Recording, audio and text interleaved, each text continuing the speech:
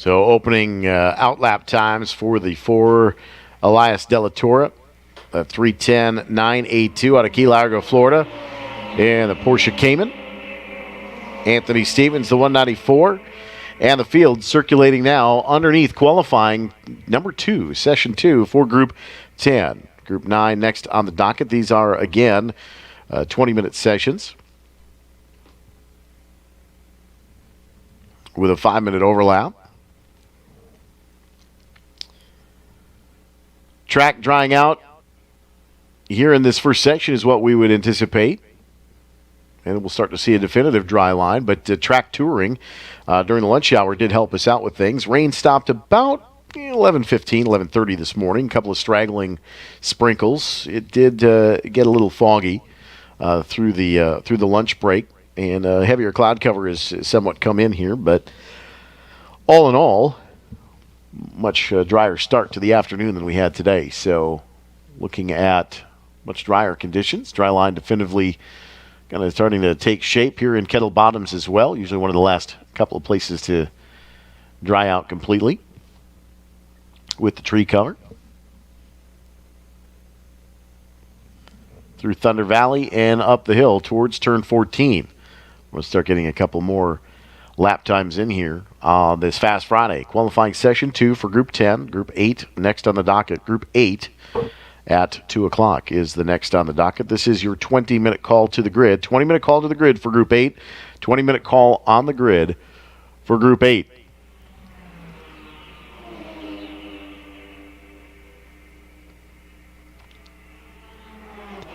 A 2:31.81 for Elias De La Torre. You can definitely tell the track is dried out.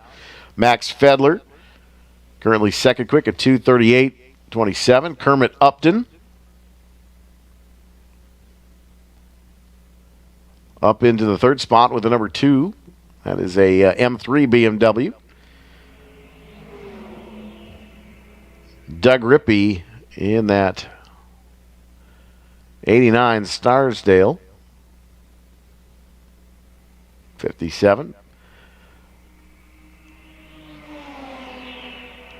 Mike Fisher, the 21, that Audi S4 up to the 6th spot. Patrick Womack now bumps into second out of Burr Ridge, Illinois. That 74 Porsche RSR. Womack, the green 55, up to second quick now behind the Porsche Cayman of Elias De La Torre.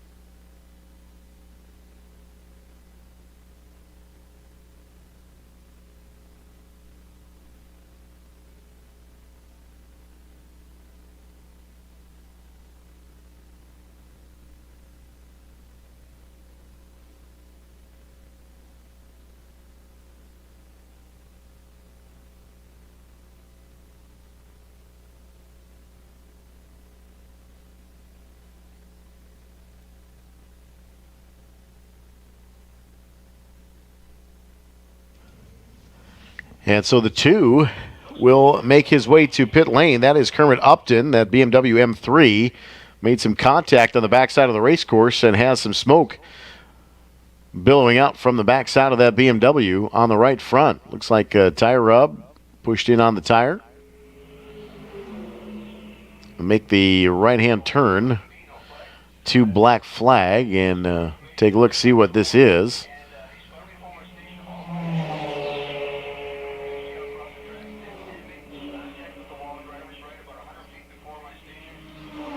And still on pit lane at the Black Flag, trying to figure out what's causing perhaps the smoking issue.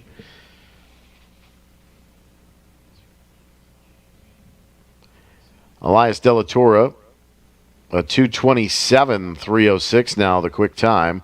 2:27.306. Anthony Stevens, the 194. Porsche 997, 2:31.345. Patrick Womack at 2:36.2. Jimmy McGlynn, fourth quick at 2:38.161. And Max Fedler, 2:38.278.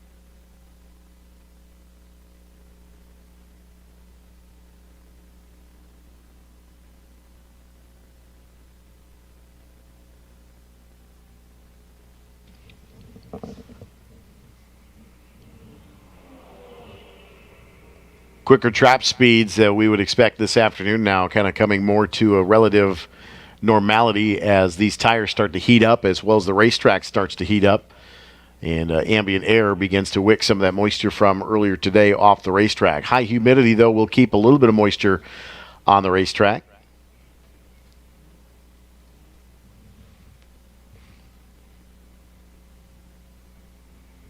And welcome to those of you tuning in on the Road America YouTube page, streaming this live all weekend long, so 8 to 5 all 3 days, next 3 days. The images that you see here are what are on the big screens. Tom Like, Brian Eaton, the video directors here at Road America, bringing you live coverage of our day's festivities each and every weekend here at Road America. Elias De La Torre still on top of the board at 2:37.306 to a 2:30.560. Anthony Stevens, second quick. Jimmy McGlynn, the 110, third quick. Womack, fourth quick.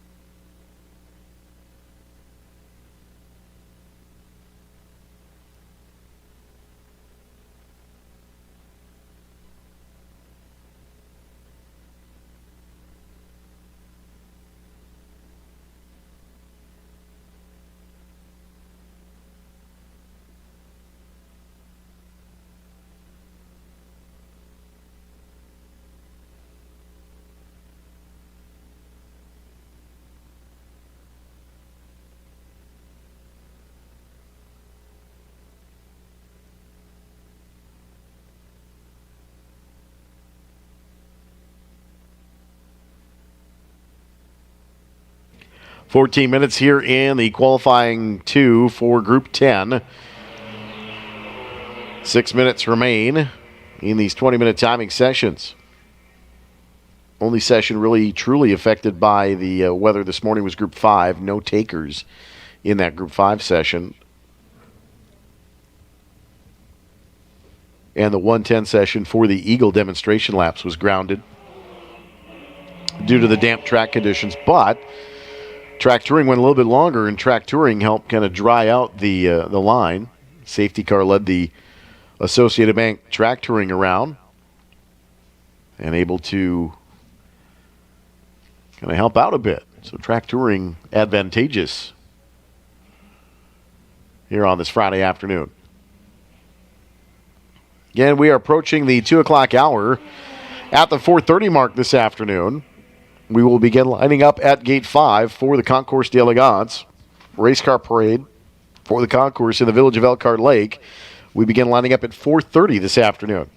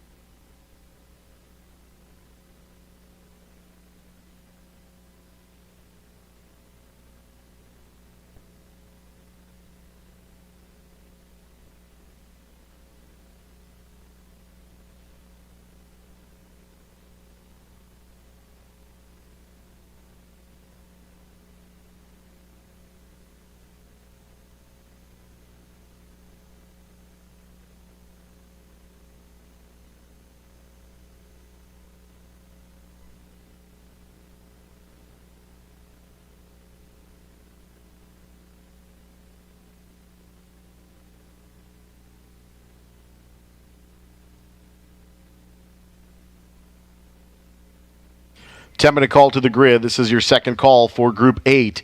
Second call to the grid for Group 8. Group 8, second call to the grid. 10-minute call to the grid for Group 8.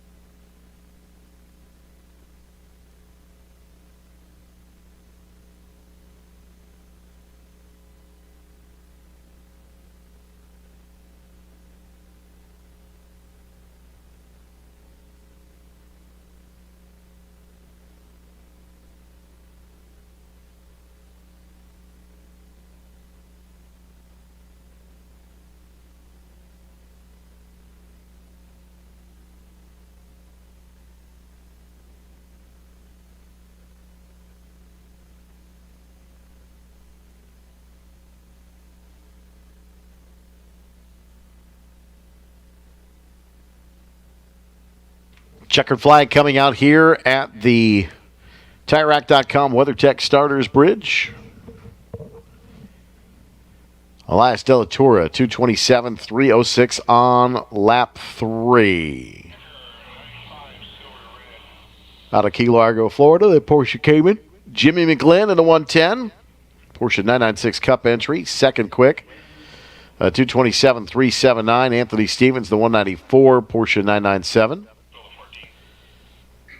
At 230.226. Max Fedler in the number 5 BMW 240i.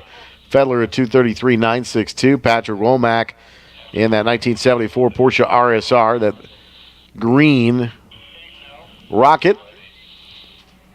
Fifth quick at 234.424. Seb Coppola in the Ferrari 458. Kermit Upton, who did hit the wall early in the session. Seventh quick, Doug Rippey, the 57, out of Sioux Falls, South Dakota, the Stradale. Mike Fisher, ninth quick. Brian Petty in the 43, 10th quick. Richard Fling, James Hendricks, Tom Hedges, your top 13 here in qualifying 2 for Group 10. And 5-minute call to the grid for Group 8. Group 8, 5-minute final call to the grid. Group 8, 5-minute final call to the grid. Group 8, 5-minute final call to the grid.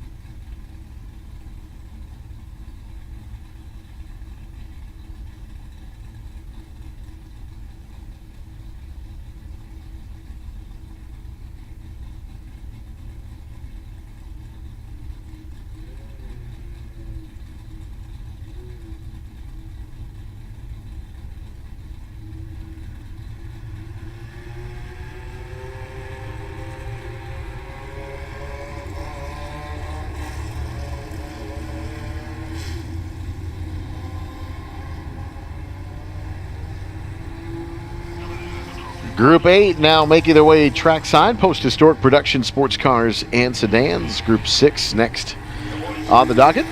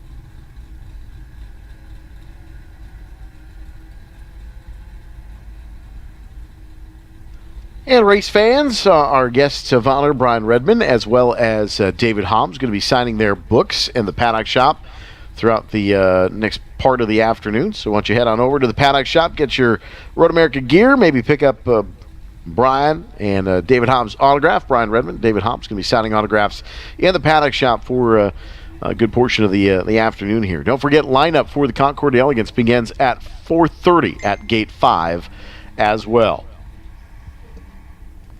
And bringing in Brian Eaton. Brian, good afternoon. Welcome to qualifying session number 2, Group 8 now on course. Yeah, we got cars on track. Yep, we got cars on track. The rain has stopped, and the track is only getting faster. You know, we saw that track touring kind of helped us out a little bit behind the pace car. Enough cars, pretty long train there, kind of gave us a definitive dry line. See Peter Cunningham on track right now. Of course, the real-time Acuras out of Saukville. Peter on track, and goes P1 here on the outlap.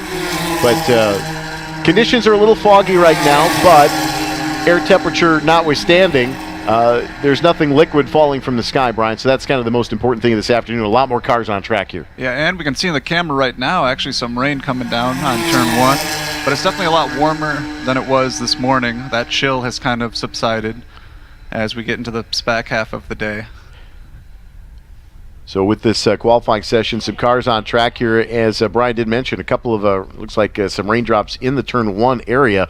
A big track here where we're not seeing that here at the start-finish stripe. So we'll kind of keep an eye on that. Looks like down in turn 4 as well, maybe a sprinkler or two here. So that may dampen our spirits, but a black flag here at the start-finish line, looks like, for one of our competitors here, Peter Cunningham.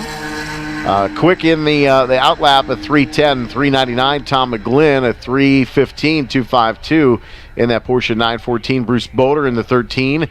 Fritz Seidel in the 611. George Ballbach in the 0. Lisa Hansen is the 110. Nick Clements is the 81. And that is first 7 cars that have crossed the stripe here, now working their second or first official flyer after the outlap, but not seeing a lot of activity on the backside of the race course right now, Brian. So it looks like that maybe just a little bit of a concentrated effort, turn 3, turn 5 area. We tend to see that a lot here in Wisconsin, just a sprinkle here and there, but this is such a big facility. We can have different weather systems at different ends of the racetrack. Exactly. Also, they're going to have another qualifying session tomorrow, so a lot of these cars will have another chance to put down another fast lap, even if they missed out on this first qualifying session. So there is another qualifying tomorrow, so definitely plenty of time for these racers to get their qualifying times in. And so we've got our qualifying session 3 tomorrow morning, and then the sprint races on a Saturday afternoon, and our feature races on a Sunday. So a full weekend here at the WeatherTech International Challenge with Brian Redmond. Brian, kind enough to just stop down in between sessions just a moment ago, let us know that he was heading down to the paddock shop. Again, a reminder, Brian Redmond, David Hobbs going to be signing autographs in the paddock shop for the next hour or so. So head on down to the paddock shop and get some of your wares signed. Don't forget also to check out the Eagles here on display. We didn't get the demonstration lap earlier this afternoon, but Brian, I know that you walked through the Eagle tent earlier today. What was your thoughts after? Yeah, sure did. They were doing a couple of different cycles with different cars down there. Beautiful lineup of different vehicles, different eras, and just I can see why they didn't want to go out today when it's a little bit wet, because these cars were just so clean and almost showroom ready. So it'll be exciting tomorrow to see them on track, all grouped up, and get to hear all the different exhaust notes, all the different sounds, and see history on wheels go around Road America. Absolutely. So the 15 Eagles that are on the east side of the tent are static displays. The ones on the back side, closer to the Parker Johns concession stand, facing the smaller hospitality tent, those cars are going to be on track. So we will see kind of a mixed bag of different conditions, but multitude of different cars and configurations with the Gurney All-American Racers Eagles on display. Jacques Sang and many of his contemporaries have done an immaculate job restoring some of these race cars, and just the fact that some of them are here, that they have not been out of the showrooms in many years, and this is the first time that they've all been kind of together under the nest, so to speak, here in the paddock area as well, right next to Victory Lane. So if you haven't had a chance to come through the paddock area, highly recommend doing the swing through today as well. Yeah, definitely take a look at all those vehicles. Also in the paddock shop, I took a look. They do have AAR Eagles t-shirts along with jackets and some different artwork and different things that you can display at your house. So definitely check that out in the paddock shop. And yeah, it's just great to have everyone here. I can't wait to get them on track tomorrow. Jason Burgess, the official flagman for the Vintage Indy, as well as a starter for many of the traveling kart series around the nation. And Jason also a Indy 500 winning spotter for Alexander Rossi when they won the Indianapolis 500. And he is here this weekend. Saw him browsing through the tent earlier this morning. Follow him on social media quite often. And funny guy, and great to see him out here this weekend. We'll see him on the flag stand, I'm sure, tomorrow for your Saturday. Peter Cunningham across the stripe on lap 3. Not a big surprise here. A 2:33.661. Peter won his race here last year with that car. That was the first year that car had been back out. That is a 2004 Acura TSX out of Saukville, Wisconsin. The orange and white Peter Cunningham real-time racing entry. And you can see there on the cameras again, turn 1, a little bit of liquid sunshine coming down, but then you look at the other cameras and no rain on that side of the track. So varying conditions throughout this 4-mile race course.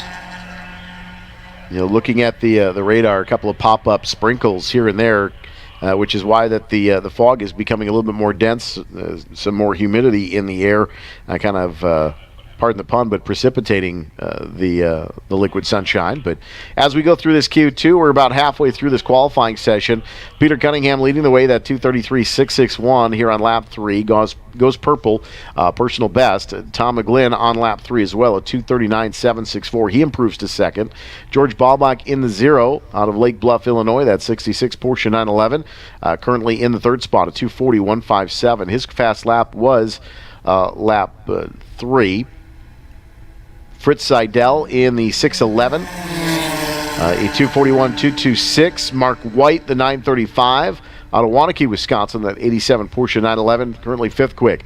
Lisa Hansen out of Chicago, that 1969 Porsche 911S, currently 6th quick. Bruce Boder in the 13 out of Minnetonka, Minnesota, 73 Porsche. And Kellen Weinberger in the 36. Steve Grundle out of Blue Mounds, Wisconsin, 72 Porsche. And Nick Clements, that number 81 out of Costa Mesa, California.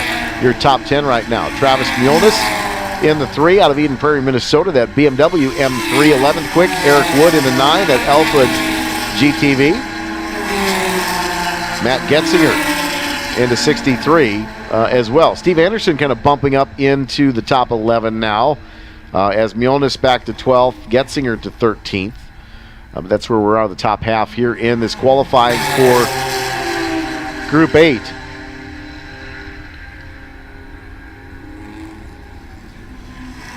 About 10 minutes away now. This will be the first call for Group 6. Group 6 qualifying. Group 6 to the grid, please. Group 6 to the grid, please. We've kind of skipped around groups 9 and 7. They'll be later on in the afternoon here for some track conditions. But Group 6 next on the docket here at 2:25. This is your 10-minute first call. First call for Group 6. First call for Group 6.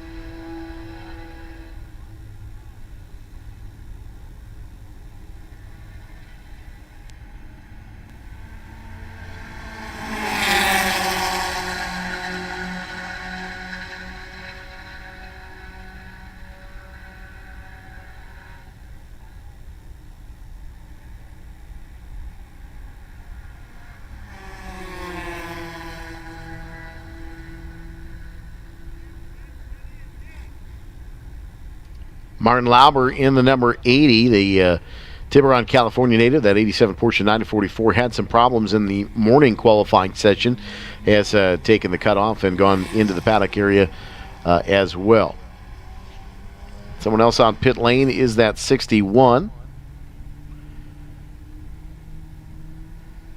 That is Steve Anderson out of Bakersfield, California.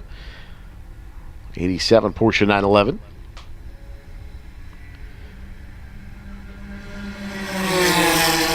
Peter Cunningham continues to show us how it's done here. 231, 271 in the accurate TSX.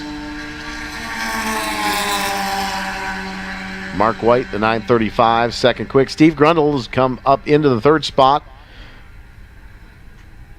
with just under 4 minutes remaining here in this qualifying session as well.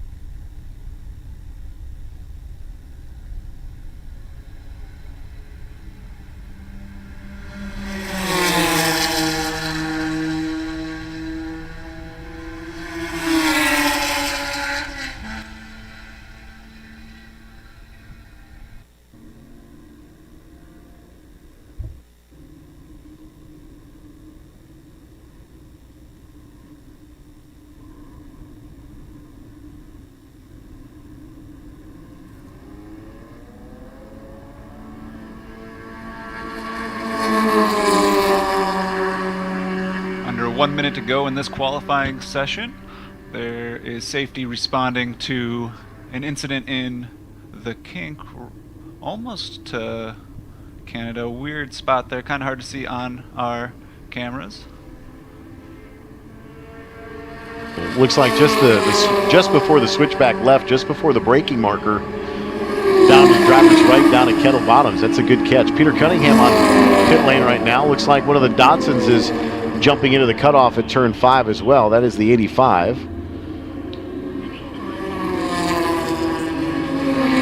Five minutes on the grid. This is your 5-minute call for Group 6. 5-minute call for Group 6 to the grid, please. 5-minute call to the grid for Group 6.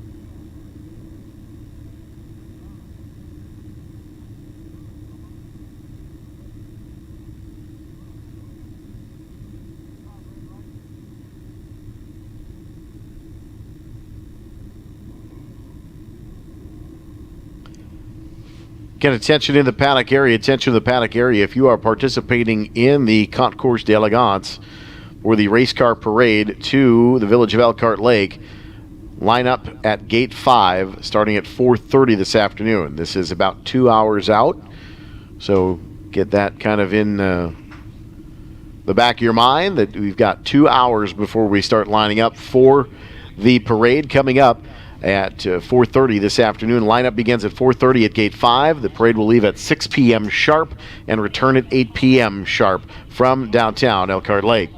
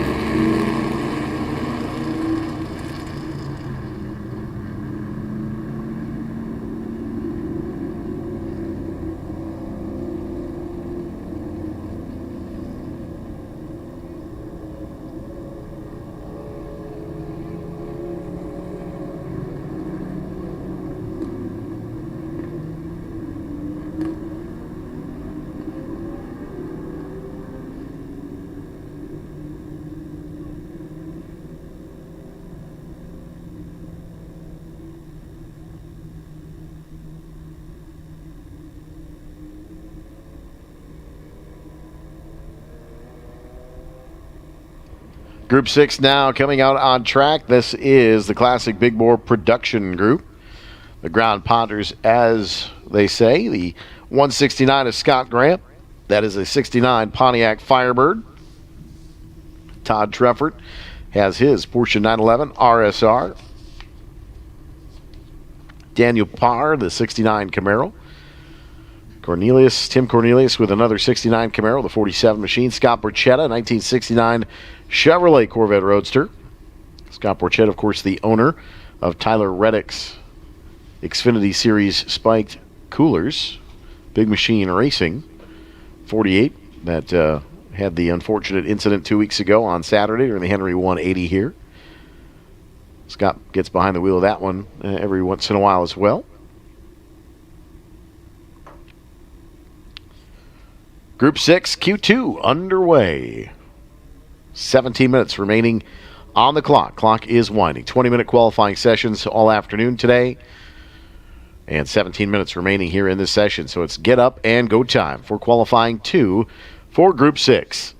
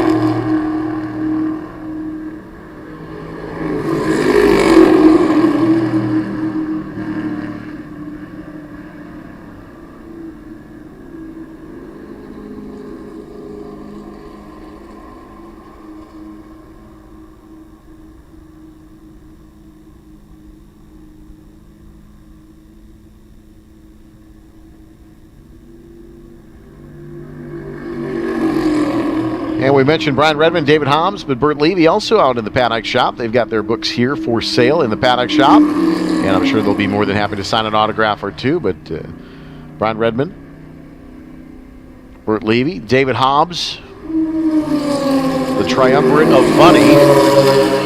Put those three together. Good stories to be had by all. They'll be signing autographs in the paddock shop this afternoon.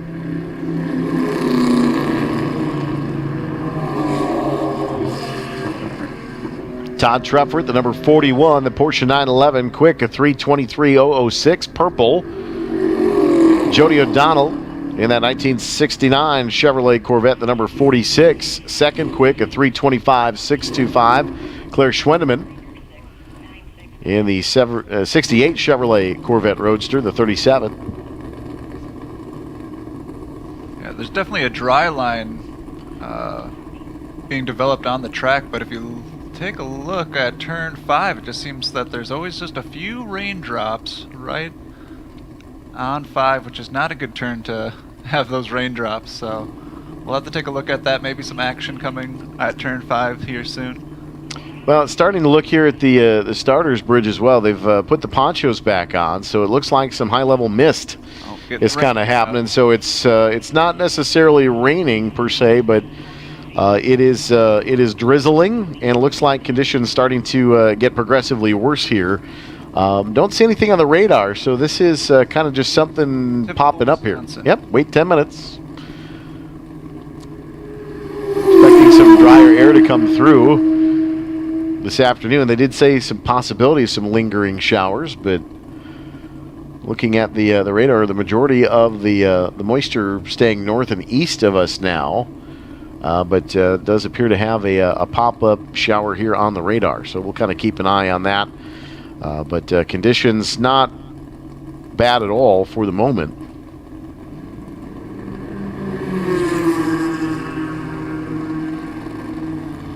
It just appears to be some ground moisture now, and with the humidity. Some flying laps coming out. Todd Truffert still on top. But most of these cars are just about to finish their flyer. A bunch of them coming around 14, coming up the hill. And we'll see what the times look like here in just a few moments.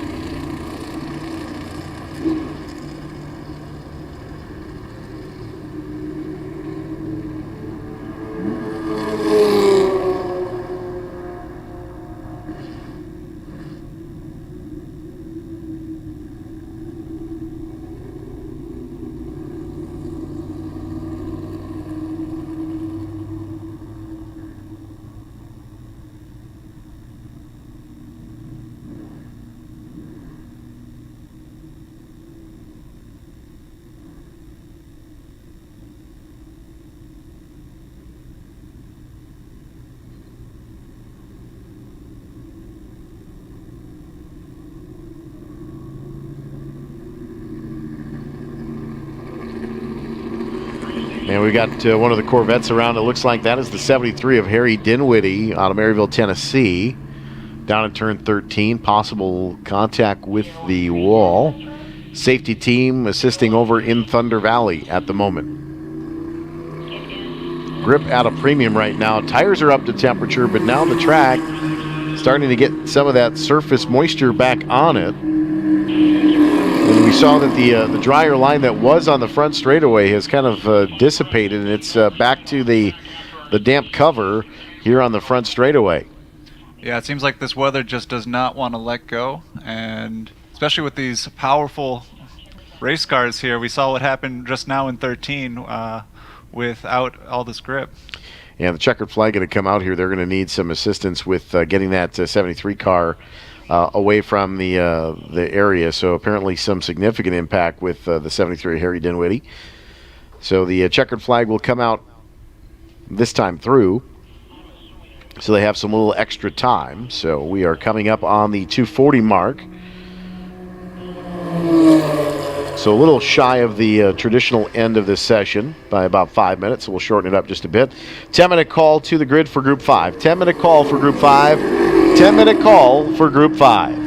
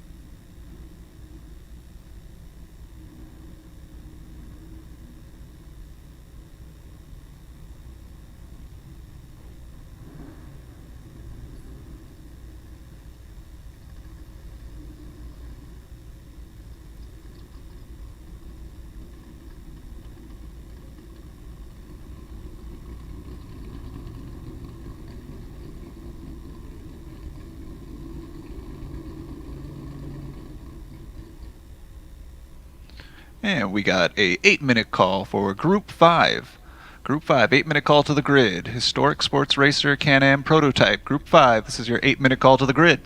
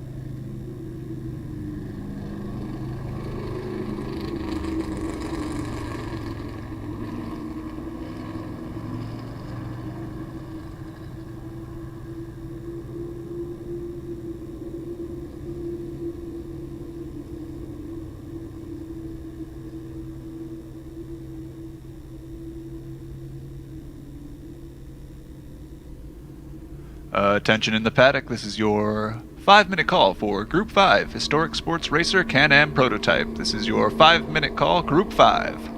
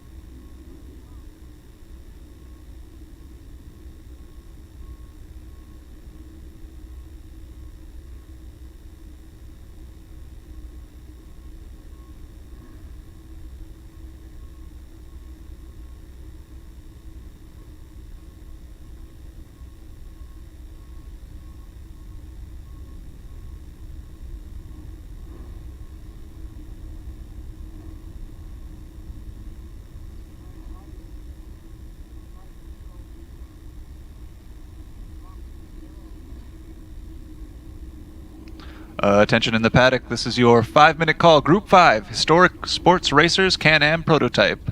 This is your final call, Group 5.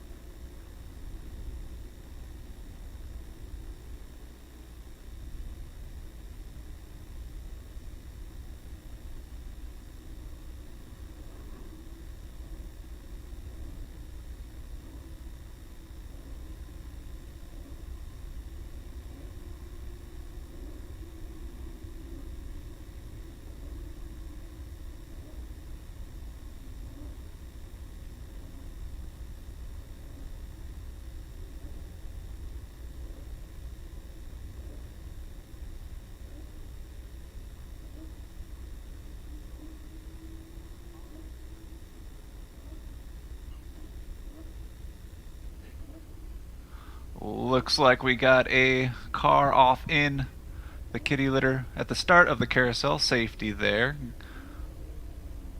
Will be a waving yellow. Looks like safety will be able to pull them out.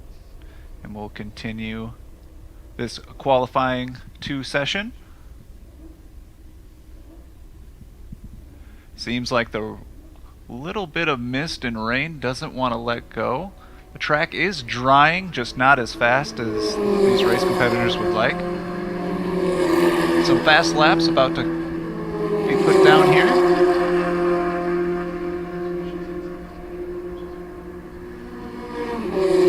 And we'll let you know what car that is in the start of the carousel as soon as we hear from race control. Of course, times that are going to be put down here in this session are going to be the first laps for Group 5 of the day today. No one took part in the morning session. Probably the heaviest rain of the day was during the Group 5 early start to Group 4 session mid-morning. So this Group 5 effort, these will be the first laps on track now. Group 4 up at 3:15. This is the first call to the grid. Group 4 to the grid, please. Group 4 to the grid, please.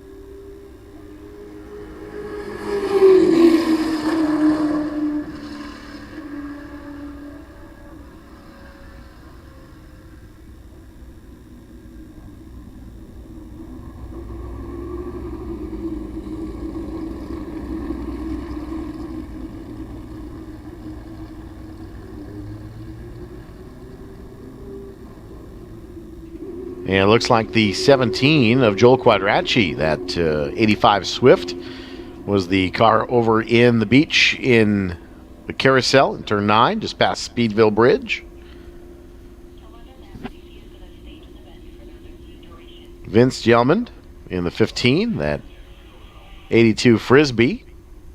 Out front, a 3:25.113, of course, with the outlap. Johnny Canavas out of Sussex, Wisconsin. Swift DB5, second quick. Avery Stuckert, the 31, and the 33 of Joel Weinberger. Jim Cope in the 50, your top 5 so far.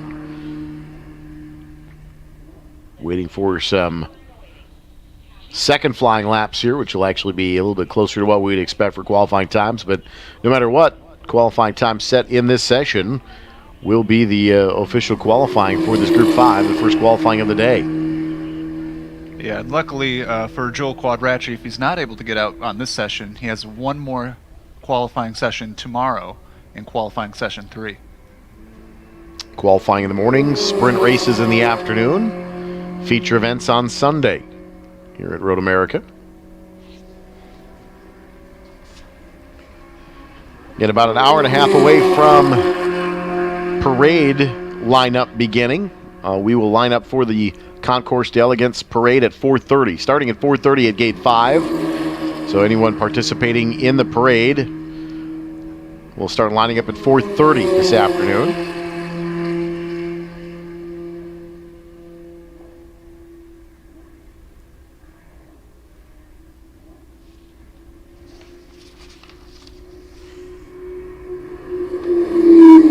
Group 4 next on the docket. Again, 15-minute call to the grid. Group 4, 15-minute call to the grid. Group 4, 15-minute call to the grid.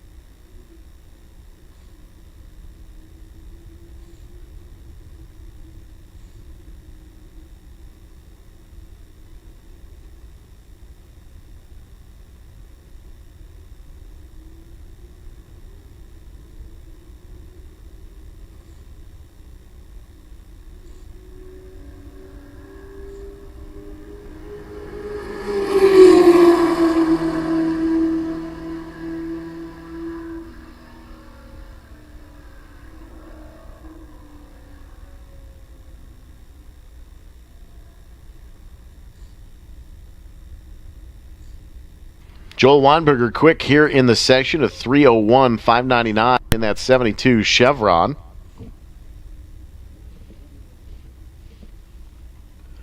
Avery Stuckert in the 31. In the Car Beer, C Sports 2000 racer. Stuckert the 31. 50 of Jim Cope, the Swift DB2. Out of Heartland, Wisconsin. Currently third quick, Benjamin Myers, the number 29. Out of Naples, Florida, the Car Beer CS2. Johnny Canavas, the 44, currently fifth quick. Vince Tielman. Out of Anaheim, California, the 82 Frisbee GR2.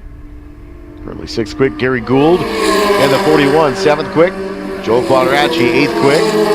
Skip Pfeffer in the 98, ninth quick out of Elkhart Lake, Wisconsin, an 88 Lola. And Mitchell Idle. Mitch Idle in the 62 out of New York, New York. 75 Chevron B31, 10th quick. That is your top 10 here in Group 5, qualifying 2. Group 4, next on the docket at 3:15. This is your 10-minute call to the grid. Second call to the grid, Group 4.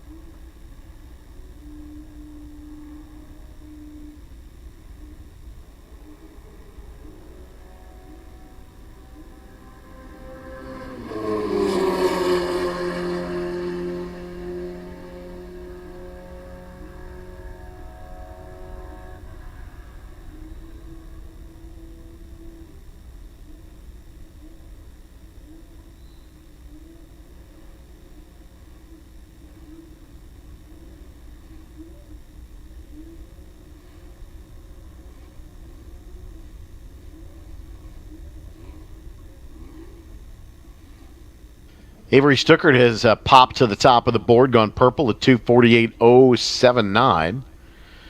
Again, it's not raining. It's kind of hard to describe, but the mobile weather rock known as my Bolt Spot did indicate that it's fairly significant water, but it's not really raining. It's just a pretty consistent mist.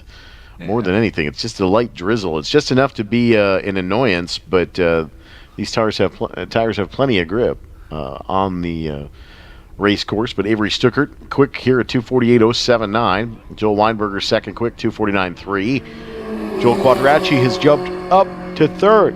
And speaking of Joel, he had that early spin in the carousel, so he was able to get back out, no major repairs needed, so good for Joel and his team. And that is a 85 Swift DB2. Johnny Cannabis in the 44, Jim Cope. Oh, and Joel Weinberger to the top goes purple on that lap. So yeah, Joel and Avery keep swapping the top spot here. But Joel Quadracci, no slouch behind the wheel here at Road America. He has got multiple different cars and car types here over the years. Of course, he has the Gas Monkey Garage prototype in his stable. Also has a Toyota Atlantic car and a couple of different prototype cars, for that matter, in the stable. Quadracci, third quick.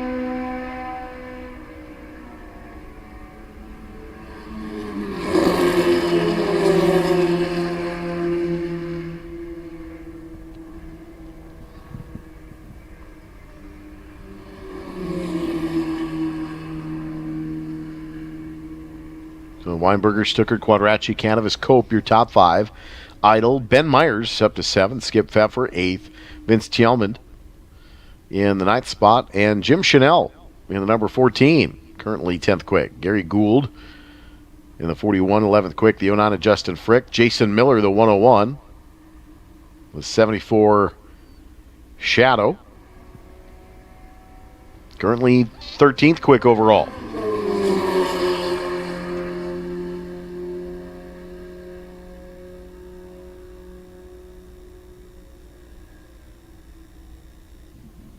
And checkered flag out on this qualifying 2 session.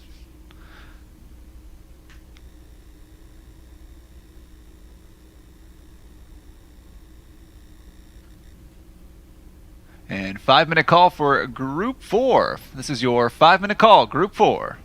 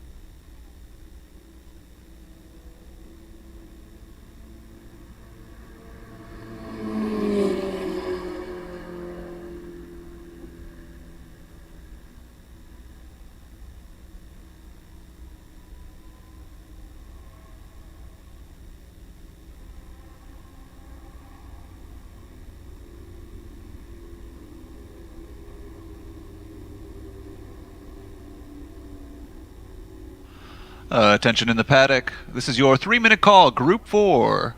Group 4, this is your 3-minute call.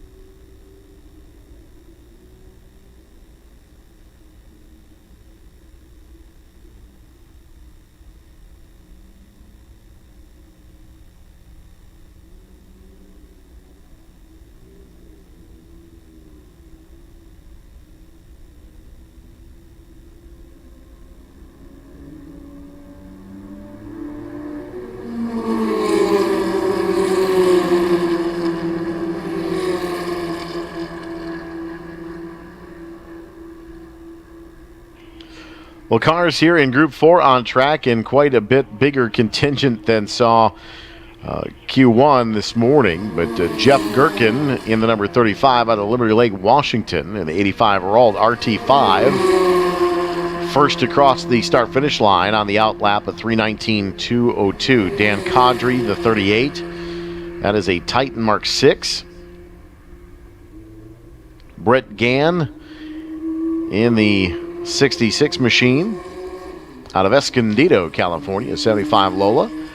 Roland Johnson in the 63 out of San Diego, California, in the Crosley.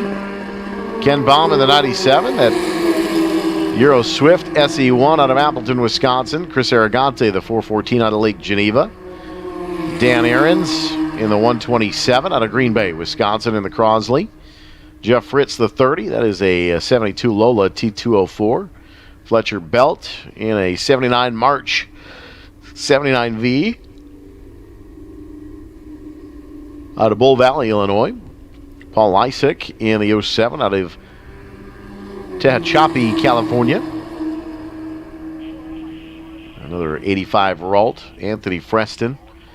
Hector McDonald in the 61 going around in turn 12 out of St. Louis in that Taiga. Formula Ford. And it looks like he is withdrawn to the paddock area in that 61 machine, perhaps. And we thought it was brightening up here for just a little bit, and it seems to have gotten right back to where we started. A couple of drizzles here and there. Weather doesn't want to give up. Well, we don't want to give up on the weekend, so we're definitely going to stick around here. But we've got a great weekend on tap. We've got the parade yet tonight. About an hour and 10 minutes away before the parade starts lining up. Again, we're going to line up at 4:30, starting at 4:30 at Gate 5. So if you are participating in the Concours d'Elegance, please begin lining up at Gate 5 at 4:30. We'll be kind of pushing that fairly heavily this afternoon. So again, line up for the parade starts at 4:30. We will leave the track at 6 p.m. sharp for the race car parade and the concourse in the village of Elkhart Lake. So again, lining up begins at 4:30. We do ask that you begin lining up early if you can. The earlier the better, starting at 4:30. So we can get up and go straight at 6 o'clock sharp.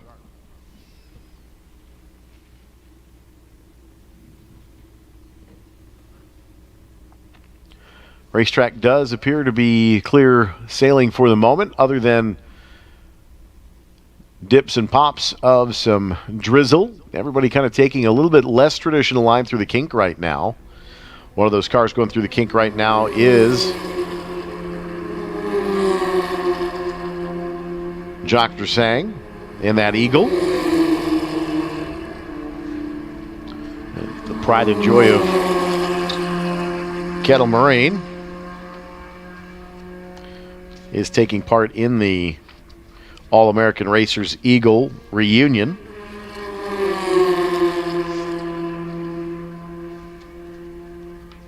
We'll be seeing those Eagles on track tomorrow, right before the qualifying races at 1:15.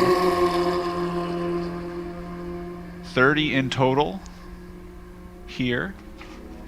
So the number 46 is a DGF. It's a Dan Gurney Formula Ford. It is one of 13 cars that were built by All-American Racers and Dan Gurney. Car originally sold to Colorado native Bob Tinkersley, Dirk Pease, Tim Whitkoff, Bob Watt, Bill Kincaid, James Hakewell. And they purchased this car at Kettle Moraine Preservation and Restoration in 2009. And Paul J., the lead mechanic on this car, returning it to some very high standards. And that car has seen a lot of competition here at Road America. The 2019 Rolex Award of Excellence for Formula Fords at the 2019 Monterey Reunion Historics. Also had won the 2017 and the 2021 Monoposto Cup Club Ford Championships, and is powered by a 1598cc Ford Kent motor. So Formula Ford for Jacques Dursang in that 96. Sam Smith driver on that car as well. All of this history, and you're only talking about one car. Yeah, and that's the unique thing about the Eagle reunion here is there's a lot more cars where that came from, and this car, this 46 car that we're talking about, that Jock races with it, is in the very southwest corner of the tent for the weekend, and right behind it, literally, is a tub of another race car that is currently under restoration. It's actually on a set of casters sitting on its side. But again, we had 30 cars registered for the weekend. Unfortunately, yesterday morning, one of the registrants had to back out for unforeseen reasons. And Jock is like, you know what? We're going to have 30 cars here, so I'm bringing one. So they went back to the shop in Kettle Moraine. Picked up the trailer. Picked up the trailer, picked up the car that's currently undergoing a restoration. So it's literally an Eagle chassis on a set of casters, and it shows you how much effort goes into what these cars look Incredible. like. They do an incredible job at Kettle Moraine Preservation and Restoration. They've got a fleet of cars down there. And Paul J. Where's this tent set up? This tent is in the main paddock area, right across from VIP, right just to the north, or excuse me, just to the south rather of Victory Lane. It's the big white tent in the heart of the paddock area. So the cars that are on the east side of the tent are cars that are static display. So those cars will not see action on the track this weekend. But all of the cars on the west side of the tent, those are cars that will be active on the racetrack at some point. Now, Jacques continues to drive this 46 car at a lot of vintage events. So this is a car that is still kept in competition. So it's not just simply a showpiece. This is still a valid, viable race car. And he's won a couple of podium finishes with this car as well here at Road America in various different events. It's great to have them, competing here, but it just goes to show you that how much effort is put into the viability and the standards of these cars. That these cars are in almost pristine condition, most of them, and even of them going on the racetrack and taking part in demonstration laps, of course. But this one sees racing action right now. Flying around this racetrack is this All-American Eagle, powered by that Ford Kent motor. Jacques Dressang behind the wheel in that 46. Just across the start-finish line now, so heading down into turn one. It's a great-looking car. Has a yellow nose with a light blue on the back, so very easy to see on track and one to cheer for. And with the Eagle wings on it as well. It's a beautiful restoration. And again, one of 13 built in the Dan Gurney Formula Ford entrance. 1977. Oh, and looks like we have a little bit of a spin. Turn 5, easy spot to do it. Turn 5, one of those heavy braking zones, and a surface change on top of it, so definitely if you're not paying attention with this moisture, you can spin very easily. Absolutely. Joel Quadracci, and I'm not certain that that's who it was, but that may have very well been Joel with his second spin. That did look like his Brabham, and he's got a 67 Brabham BT29. Quadracci on the top of the board at 258.522, but Quadracci had the incident with the 17 car in the last session. So he was in the last session, and now he's in this session in a different car. And completely different driving technique amongst the two different cars, of course. But again, as we said in the last session, Joel Quadracci, not a surprise there, as he's very quick in multiple different cars in the stable. Definitely a veteran of this track. Absolutely. Thousands and thousands of hours on this track. Also, while you're down checking out the Eagles under the big white tent in the paddock area, go check out the paddock shop, not only for Road America gear, but also for the AAR Eagles merchandise as well. They have t-shirts, I saw patches, stickers, and some different artworks and posters, so definitely go support them at the paddock shop. As we're getting into this qualifying session. Just under 7 minutes to go here. Yep. Quadracci still number one.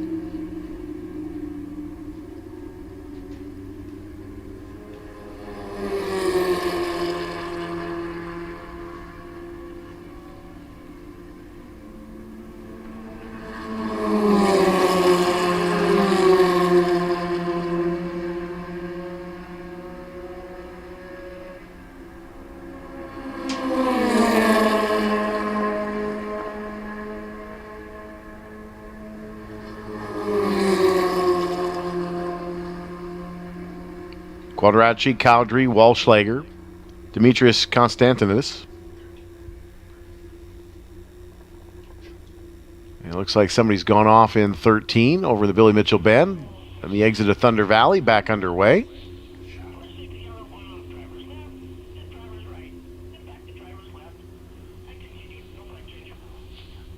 Also, attention in the paddock. Group 3, this is your 10-minute call. Group 3, this is your 10-minute call to the grid.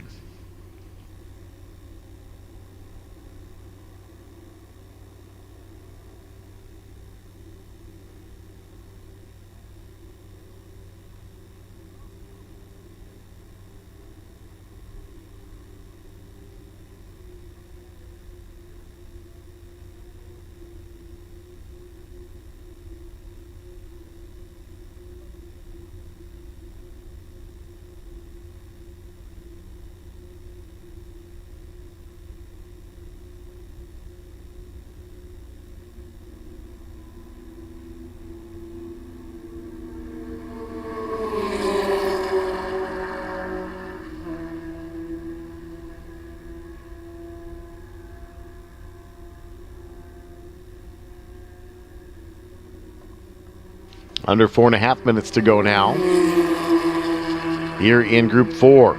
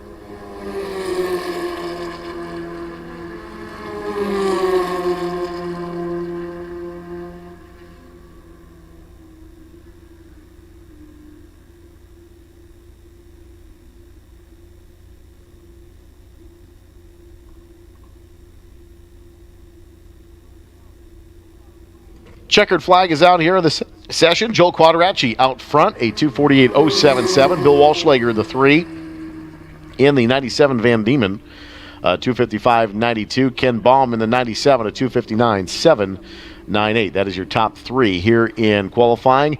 Demetrius Konstantinis in the 85, currently 4th quick, and Roland Johnson, the 63, 5th quick.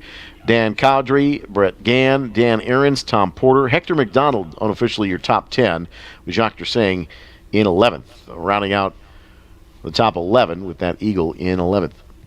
Checkered flag is out. 5-minute call to the grid. 5-minute call to the grid for Group 3.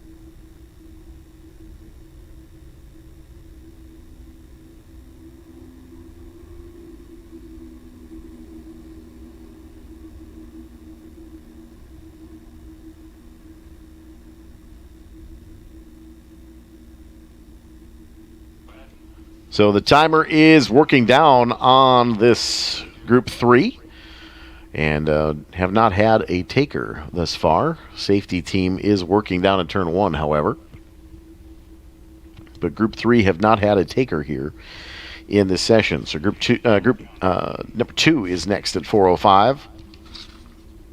His Group 3 is Vintage Prototype, U.S. Road Race Championship, Sports GT, Sports Racer. So Group 3, no takers thus far in the session. Group 2 next on the docket is Vintage Production Car Sedans and Modifieds. So Group 2 next on the docket. Kind of a little bit out of order as we get after Group 2 here. We go to Group 1 and then Group 9, Group 7 to end our day. And again, we are just under an hour away from starting to line up for the parade. So it is very important that we start lining cars up at 4:30. The sooner the better at 4:30 so we can make a prompt exit at 6 o'clock sharp for the parade. So again, the parade leaves at 6 p.m., but we do ask that if you are participating in the concourse parade for the race cars tonight, line up at 4:30 tonight. Ooh, and we got one taker for the session, number 19, Anthony Elisa. Pantera, one taker here in the session for Group 3.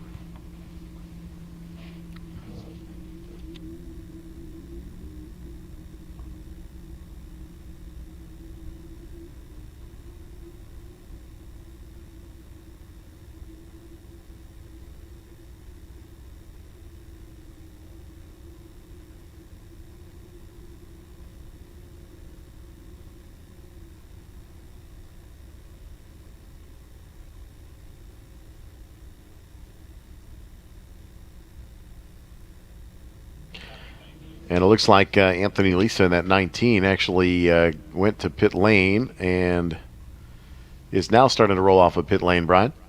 And let's see if they decide to go out, and it looks like they are. Have a taker out at Alpha. Make your story a strong one with the first ever Chevrolet Silverado ZR2 with cutting-edge features like DSSV dampers that adapt to different terrain. All that's left for you to worry about is finding the perfect playlist to match your new roads. See the Chevrolet Silverado ZR2 at your local Chevrolet dealer. And race fans, when you see a Chevy accessory that you want, you can order it online right from your phone and have it delivered to your home or local Chevy dealer. It's that easy. Visit Chevrolet.com/accessories to learn more.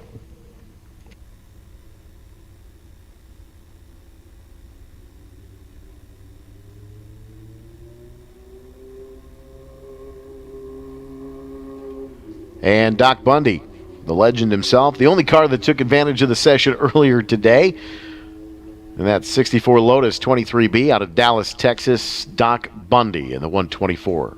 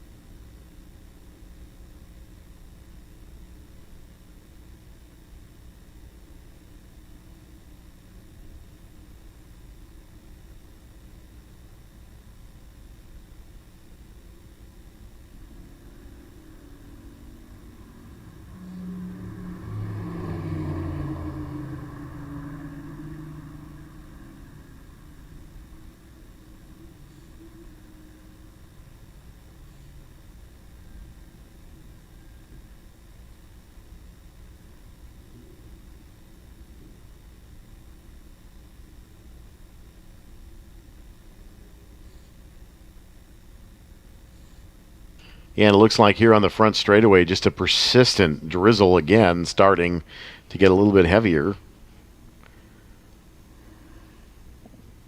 You're on the main straightaway. The weather rock is damp. That's all I can tell you.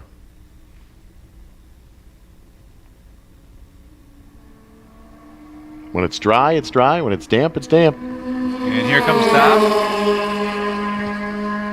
That's his first lap. And the 3:54.442 on his first lap around. Of course, he had the fast time and the only time set in the morning session for Group 3. Remember, there is one more qualifying session 3 tomorrow.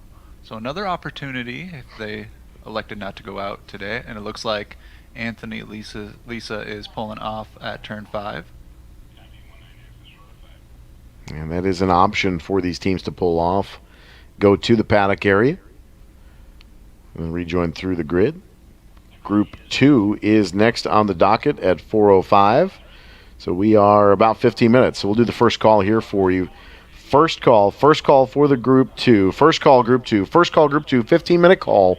Group 2 to the grid, please.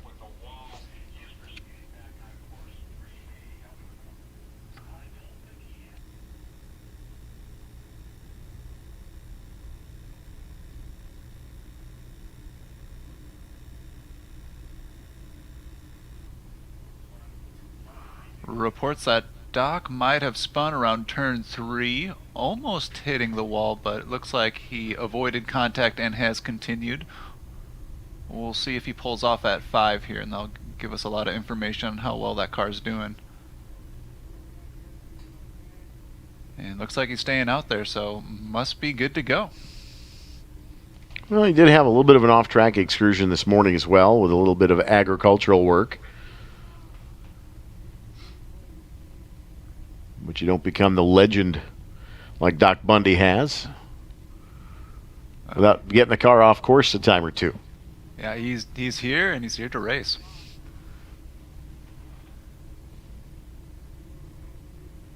Again, I don't anticipate a quick lap time, obviously, with the off-track excursion there for Doc Bundy. Anthony Lisa, the 19. From Paradise Valley, Arizona, the only other car to take a time here in the session. Made one lap under Thunder and retired back to the paddock area. Yeah, as soon as we think this track is drying up, the fog rolls in for just a little bit, drizzles, and then we maybe see a little bit of hope of better weather, but then the fog comes back. So we'll see how the day ends here on the back half. Regardless, we're about 40 minutes away from the parade lineup beginning at 4:30. Cannot stress enough that if you are participating in the concourse, please begin lining up at 4:30. The more cars that line up at 4:30, the easier the parade will go for getting us underway right at 6 o'clock. So the earlier we can get down to line up at starting at 4:30 at gate 5, the better. So again, we're going to line up cars starting at 4:30 for the Friday night Concours d'Elegance for the race car parade. If you're participating with your race car in the parade tonight, please head down to gate 5 starting at 4:30.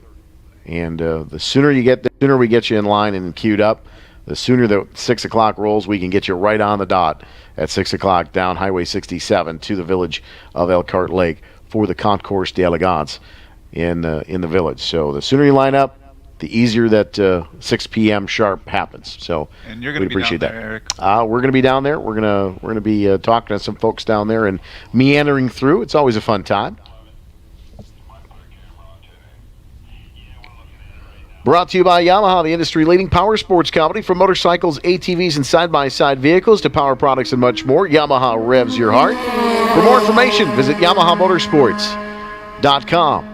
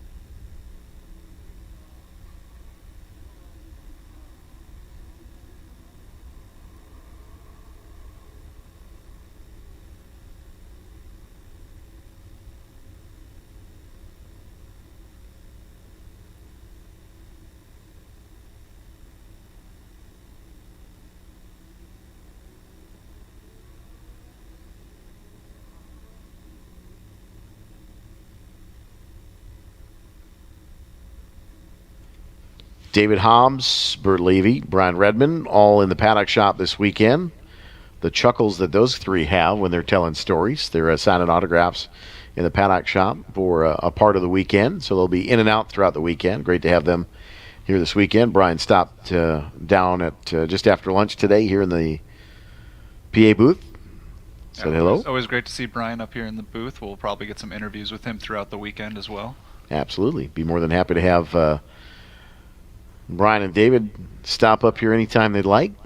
Always enjoy the chat with those blokes. Said to Brian, I said, weather today very becoming of a British driver. Pretty spot on. But I absolutely love the paddock shop here at Road America. I stop there at least once a day while I'm here just to see what's new. And always want to get those event t-shirts. I know the AAR Eagles have t-shirts and merchandise there too, so definitely go check and support the group, the AAR Eagles, who are here under the big white tent in the paddock area. Well, Doc Bundy likes to push the envelope of the car and has found the edge of traction as he has put the car into the carousel and gone around. So it looks like the 124 of Doc Bundy over inside the carousel, just past the center apex between turns 9 and 10, just past the tree. And Doc just wants to get one flyer lap down, and it just keeps hitting some trouble. Even with the spin, he's still the fastest in the session. Yeah, he's able to continue it each time, so no harm, no foul in that case. Yeah, no contact here, but it does appear that he's in a position where the car has not been able to regain traction. I believe he is on the edge of the gravel in the carousel, from what we can tell. I will probably end our session as we don't have any other competitors on track right now. We did have Anthony Lisa on the track, and they pulled off at the turn of 5, only doing one lap. Just a shakedown lap in and out. So the next session is Group 2. This is the 10-minute call for Group 2. 10-minute call for Group 2. And we are 30 minutes away from grouping up for the Concours d'Elegance, so please be prepared and ready to group up. That is at Gate 5.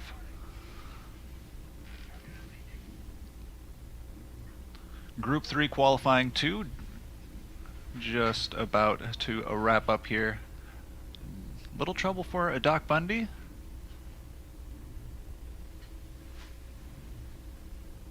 Or with Group 3, Group 2 up next.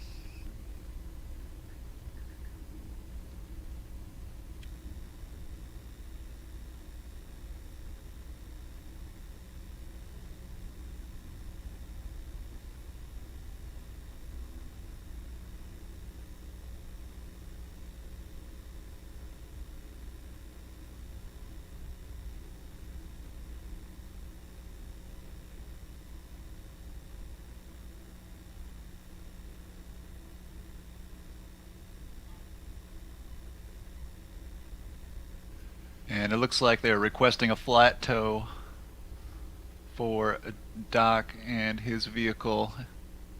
And that will definitely end the session for us here, Eric. Yeah, the only car on track was Doc, and it looks like indeed safety has the 124, that Lotus 23B under flat tow. So with about just 2 minutes and 10 seconds left in that session, by the time they get back to pit lane, that will put us to the 5-minute window between Group 3 and Group 2. So officially, checkered flag may not be out, but that is going to conclude qualifying 2 for Group 3. Group 2 next on the docket. Again, second call to the grid, kind of approaching our 5-minute call here. We'll do it just a touch early. 5-minute call to Group 2, 5-minute call to Group 2, 5-minute call to Group 2, to the grid, please. Group 2, to the grid, please.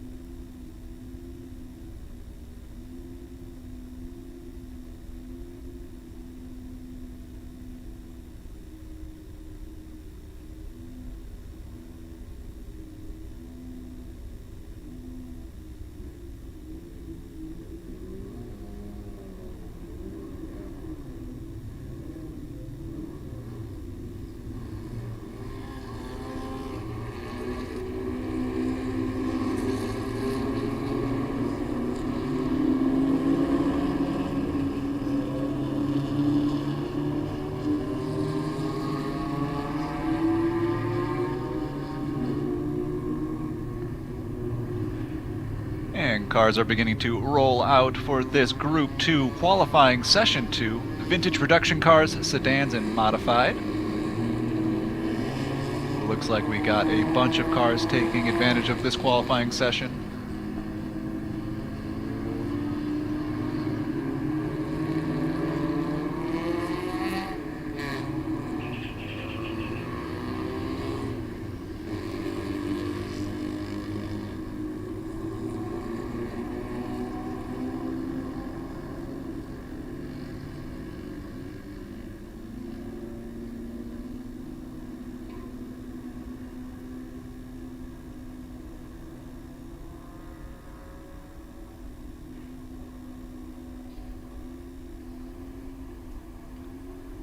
In this group, number 3, Joel Weinberger.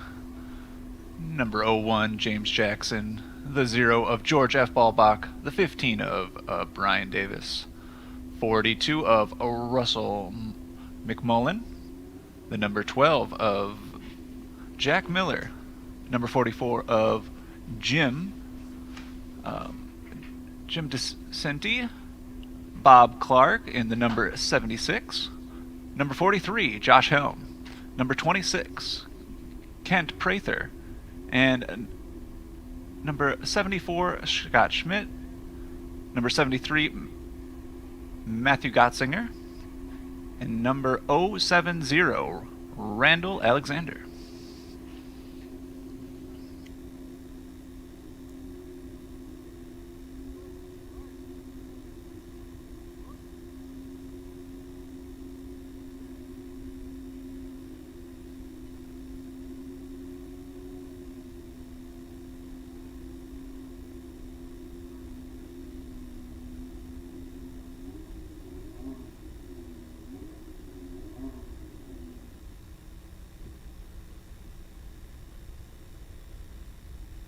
This is Group 2 qualifying 2.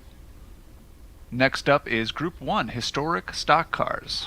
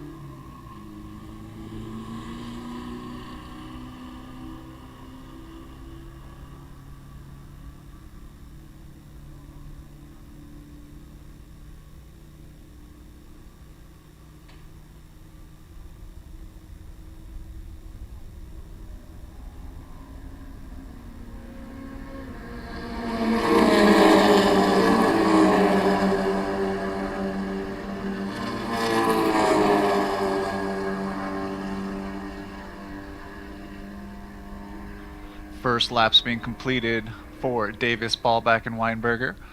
We'll keep an eye on them as they begin their first flying lap, coming down into turn 1 into 3.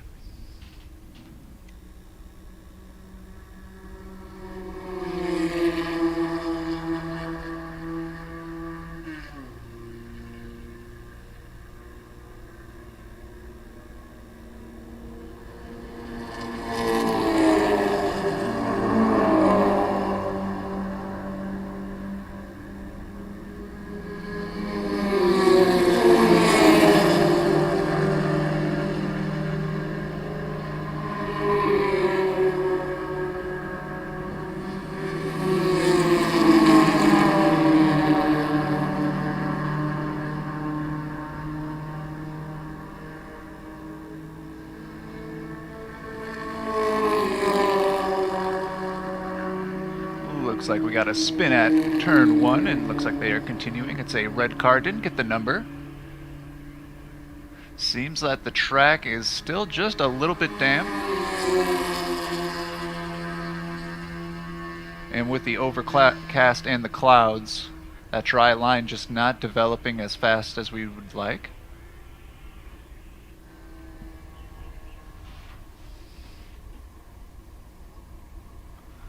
looks like most competitors have completed their outlap, and we'll see what the times and the positions shake up to be here as they complete their first flying laps.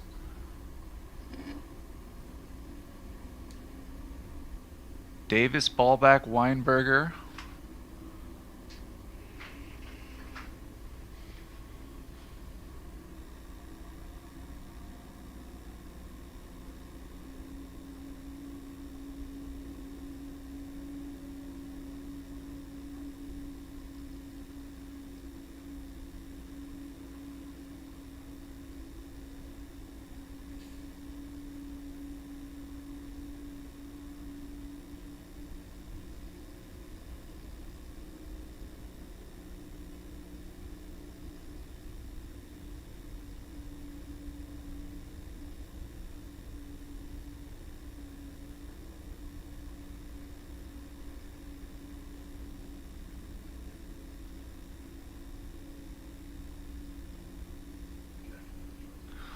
Davis, Ballback, Weinberger coming up the hill of 14, and let's see what their first flying lap times end up being.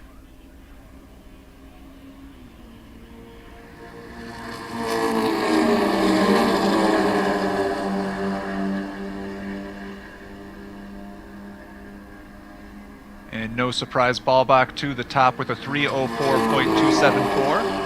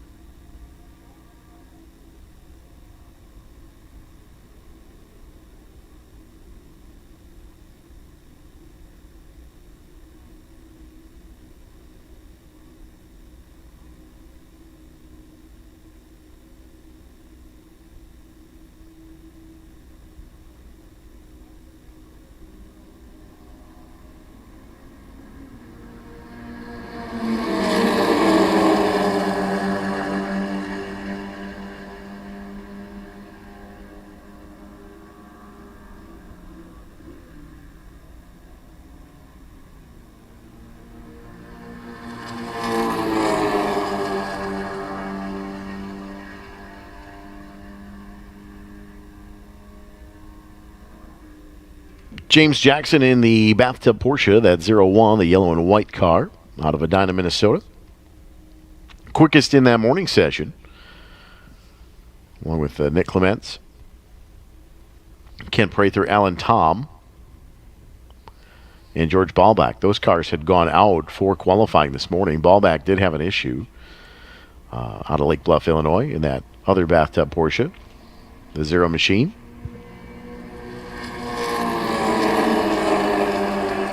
Matt Getzinger in the 73 across the stripe did come in fourth quick, and then now has dropped down to sixth as a couple of cars have come through as well. But Nick Clements, it's Brian Davis, George Ballback, Nick Clements, Scott Schmidt in the 74, the Sprite, James Jackson in the white and yellow Porsche, Matt Getzinger, Kent Prather, Jim Dentizzi, Alan Tom, Bob Clark, your top 10 at the moment. Jake Miller in the 12 looks like has a constant brake light on the 1986 Sports Renault prototype. Bob Clark across the stripe in the 76 Honda CRX SI. Alex Lushinger in the 77 Triumph. Now up to the 11th spot around Jake Miller. Bob Clark back to 13th now as well. And this is your 20-minute call for Group 1. 20-minute call Group 1, historic stock cars, and also 15 minutes from lining up for the Concours d'Elegance. So if you are a part of the parade, make sure you are lining up at Gate 5 in 15 minutes.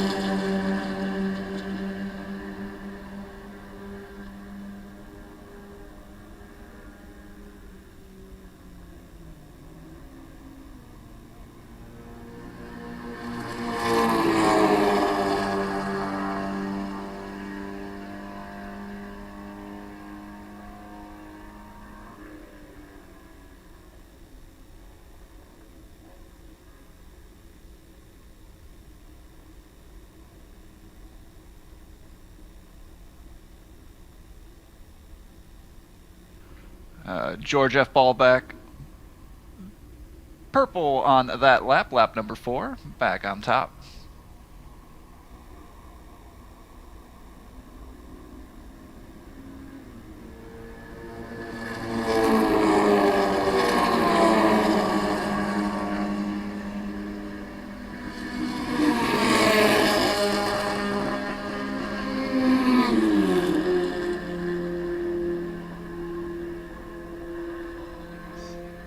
And as I say that, Kent Prather goes purple with a... Oh, I wasn't able to see the time before it went away.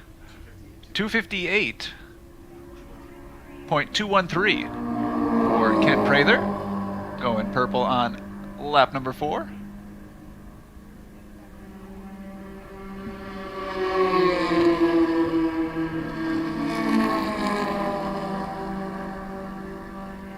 Joel Weinberger, currently in the 3rd spot, right behind Ballbach and Prather. Could shake things up here in the next couple laps. We'll keep an eye on him.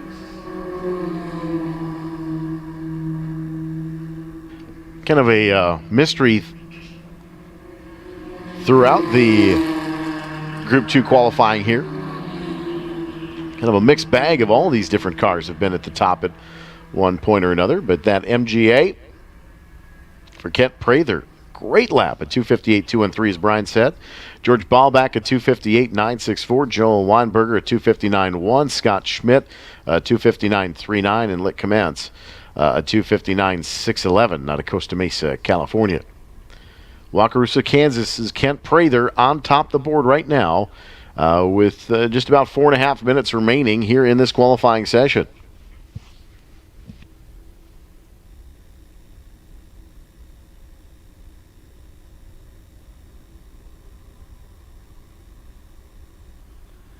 Attention in the paddock, this is your 15-minute call for Group 1 Historic Stock Cars. This is your 15-minute call, Group 1.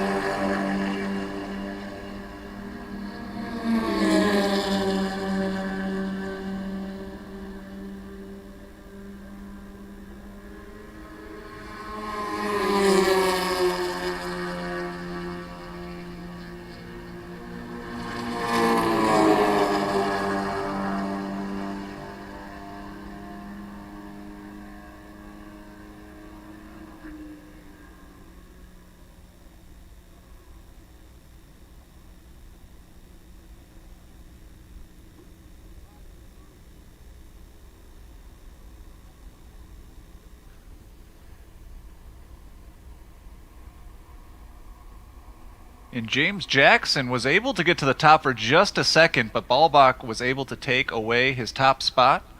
So lots of different cars in the mix, trying to get that fast lap down. This is just going to make for an even better race coming tomorrow for the qualifying races and race day Sunday. Yeah, absolutely. Sprint races tomorrow afternoon after the third qualifying session. But Scott Schmidt goes to the top of the board. Schmidt, look at this. A 254.57 out of Lawrence, Kansas, and an AH Sprite Mark II. With Scott Schmidt on top of the board in VF production. George Ballbach, second quick overall in VEC production. James Jackson also in the Porsche. Third quick, Kent Prather fourth, Brian Davis fifth. Davis had slipped all the way back to the ninth spot and then has come back with his personal best, 258.334 to be in the top five here. But all of the times here, all really quick.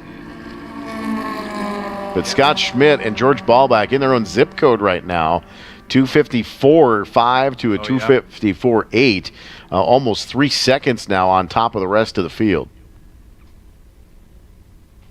But the balance of 4th, 5th, 6th, 7th, and 8th all separated, combined to about probably a second and a half. So this field's shaping up really nicely here in this Q2 session. And we'll see what happens when they get a little better track conditions throughout this weekend. The track's only getting faster as this weekend goes on. More of the rubber gets laid down, obviously with the rain this morning. Track losing a little bit of rubber down grip, but these cars all in a vintage weekend, everybody running on different rubber. Some's Goodyear, some Avon, some Cooper, some Pirelli, Michelin's. So there's a mixed bag of everything here in a vintage weekend. So there's a lot of different rubber that gets laid down. Some will ingrain to the texture of the racetrack better than others. Also different surfaces on a couple of different corners. 14, 5, a couple of different surface changes that you got to be mindful of, and rubber affects it different. Absolutely. Some of the newer pavement, a little bit better than some of the older pavement. Most of the corners now have the similar age of pavement. And total track repave scheduled for October. That, of course, news was released earlier in the year. And Eric, guess who's back? George Ballbach, P1, a 251.820. I cannot tell you how impressive that lap time is with a mixed condition like this. Obviously, we know that as the track dries out, as the car comes up to temperature, George is going to get more comfortable, fuel load burns off, all of those things that you can throw at the situation of why that lap time is so fast. But I'll tell you what, with the mixed bag of conditions where you don't know how much grip you're going to have, with a light drizzle in one place and not in another, kind of coming into the corner, you really don't know what to expect. But to carry such a consistent momentum that George Ballbach has done, that 251.82 is impressive. Ballbach, a name that we see a lot here at Road America, especially during these vintage events. Always competitive and always has a shot at that top spot on the podium. Yeah, and it'll certainly help starting further up front. So that's a good lap time banking. And obviously, many cars didn't take advantage of the morning qualifying sessions. Still Q3 to go tomorrow morning before we get into the sprint races in the afternoon and the feature race on Sunday. Here comes the but checkered flag is out. Checkered flag on the session. 5-minute call for Group 1. Attention in the paddock. 5-minute call, Group 1. Historic stock cars. Group 1, 5-minute call.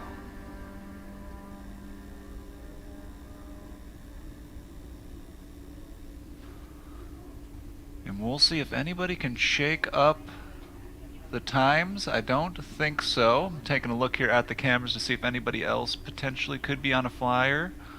We might have a couple coming up here, and we'll let you know. Right now, Ballbach on top, and we'll see if anybody can approach his time here. He has a pretty great lead for the Session 2 qualifying.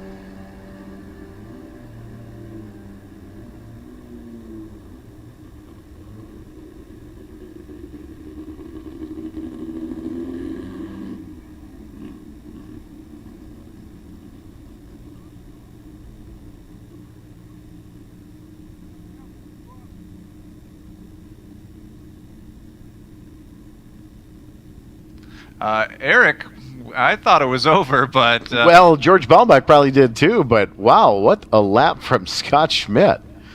Yeah, 2:47.830. Wow. Just as impressive. Track is definitely starting to dry out. I don't see as much drizzle, but we said that earlier. We had a bout of sunshine for about 30 seconds right about noon today, so we kind of anticipated that we'd have a little bit better conditions this afternoon. We've had more cars on track, certainly better conditions today or this afternoon than we did this morning, but what an effort from Scott Schmidt, George Ballbach, Joel Weinberger. 247.8, 251.8, 252.1, 253.8, and a 256.5 for your top 5 in times. Of course, you can get all of the results, all of the grids, and more on the Race Hero app, and you can watch live timing as well on Race Hero, and keep up to date on everything that's happening here on course, and know exactly what the starting lineups look like by going to the Race Hero app. That's on the Apple Store and on Google Play. And it's also 4:30, so that means that at Gate 5, which is behind Canada Corner, Gate 5, if you are participating in the Concours d'Elegance Parade of Race Cars tonight, if you are participating in the Parade of Race Cars tonight, please begin making your way to Gate 5 at this time. It is 4:30. Please begin making your way to Gate 5 if you are participating in the parade. Please begin making your way there now. We do have a couple of classes that are running sessions late into the 5 o'clock hour. We would like to get you into line as quickly as possible so that those 2 late sessions don't have any issues coming in, so the parade leaves promptly at 6 p.m. The earlier you line up, the easier it is for the group to head out at 6 p.m. sharp. So again, 4:30 p.m., it is time to start lining up at the Gate 5 entrance. Gate 5 parade lineup begins now. If you're participating in the Concourse d'Elegance Race Car Parade, begin lining up now.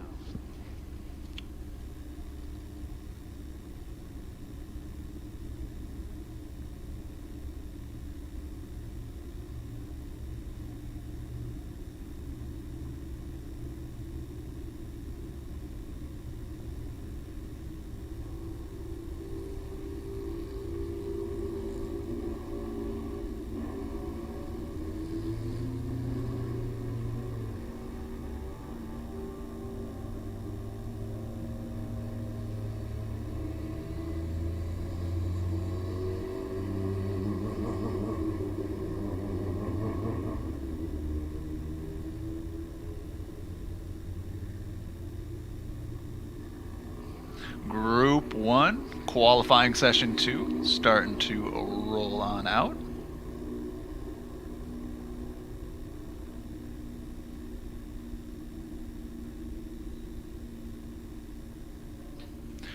Two cars taking the session. We got Jim Cope and, oh, look who it is, Joel Quadracci. Haven't heard that name yet today. In his third or fourth session of the day already. And this is a 2011 Orca PC prototype. Jim Cope in a 2012 Elan DPO2. Cope in the 21, Quadracci the 48. Quadracci's had 2 spins and 2 fast laps in his sessions. Mm-hmm. So hopefully Joel doesn't need the spin, but we'll see what he can do about a fast lap here. I'm sure he would prefer to spin in those other cars and not this one, so we'll see how he ends up doing. He's been able to get at least in the top 3 on all of his qualifying sessions so far, so he's been very competitive, and he's definitely going to get at least top 3 in this session with only 2 cars out. We'll see what he can do about getting a little bit quicker lap time, though, with this prototype entry, the Gas Monkey Garage Orca. Of course, running in the IMSA series, the history on that car. Catalyst Exhibits is the official exhibit and design service of Road America. If trade shows and events are part of your business, Catalyst can take you to the winner's circle. Follow the link at Road America's website to get started. Also, don't forget tickets for the WeatherTech Sports Car Championship weekend, IMSA weekend, first weekend in August here at Road America. Of course, this is the WeatherTech International Challenge with Brian Redmond. But the fine folks at WeatherTech bringing us the WeatherTech Sports Car Championship, part of the IMSA Sports Car weekend at Road America. Tickets still available at roadamerica.com. Road America announcing yesterday a new sponsor for the event at a multi-year deal. So check out more details at Road America's Facebook page as well as roadamerica.com as well. Opening lap here for Group 1 Q2. Group 1 Q2 underway.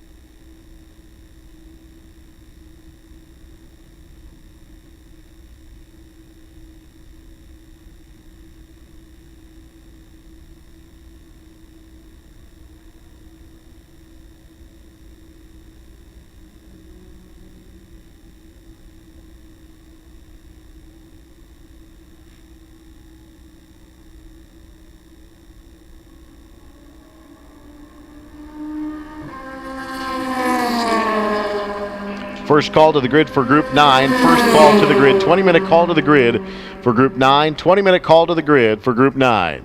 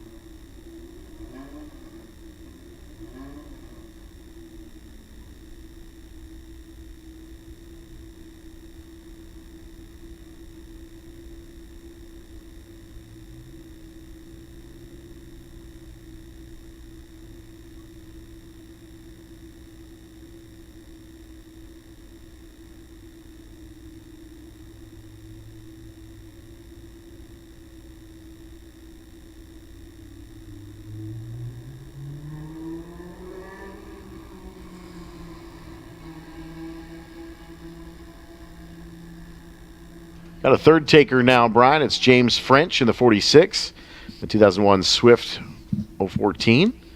James French out of Sheboygan, Wisconsin.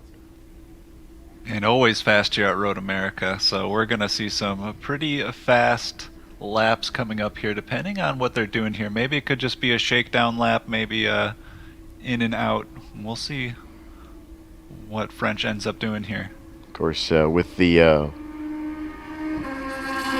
weather that we've had today, we have not seen the French Formula One cars out, and kind of don't anticipate them to get wet. So we need better track conditions for those guys to go out. But James French, no stranger to running laps here at Road America in Thunder in a prototype either, running for many seasons in the Prototype Challenge category in the WeatherTech Sports Car Championship.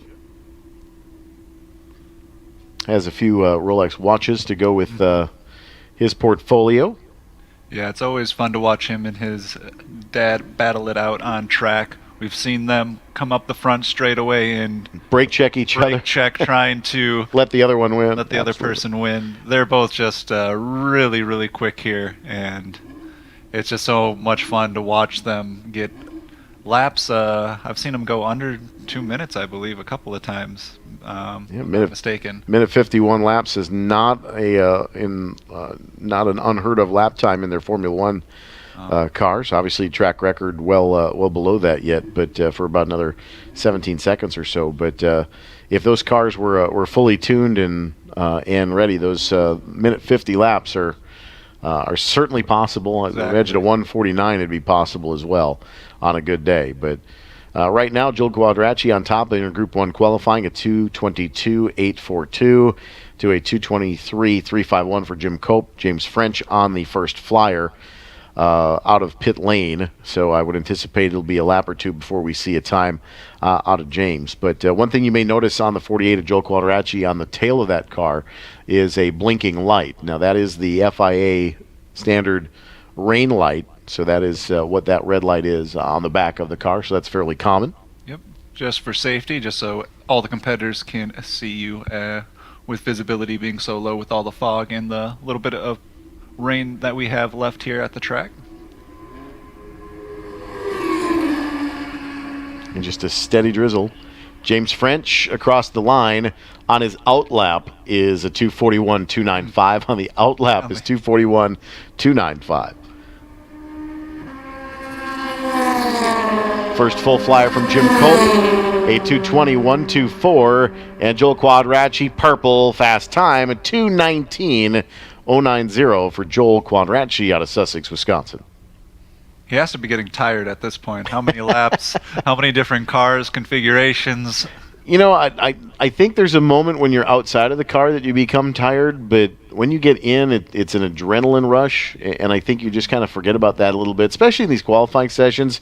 Now, come Sunday during feature time, and it's the third or fourth feature he's run. That's when you start getting really tired mentally because you're working traffic and you're doing a lot of different things. But here in qualifying, it's more of just I don't want to call it a mindless lap because you're always in your headspace, but here in qualifying, it's a little bit more of a just kind of focus on the task at hand, and that's going around this racetrack as fast as you can. You're kind of thinking about, okay, braking point here, this is turn one, where am I aiming the car? Just kind of let it flow. Yeah, and this is not Joel's first rodeo, so he's probably got this pretty much dialed and locked in. Absolutely. Quadracci, though, fast right now at 2:19.090.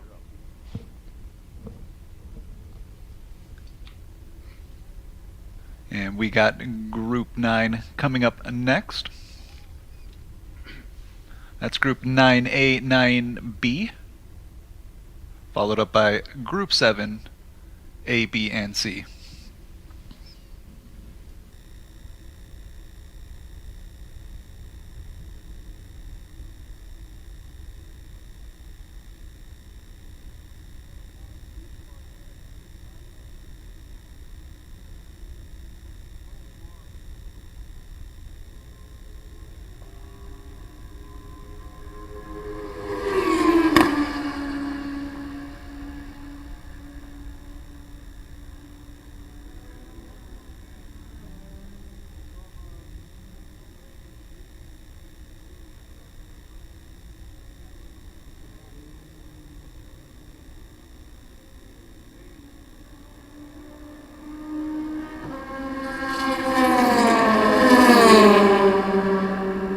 Well, we said it was coming, and there it is. A 2:10.477.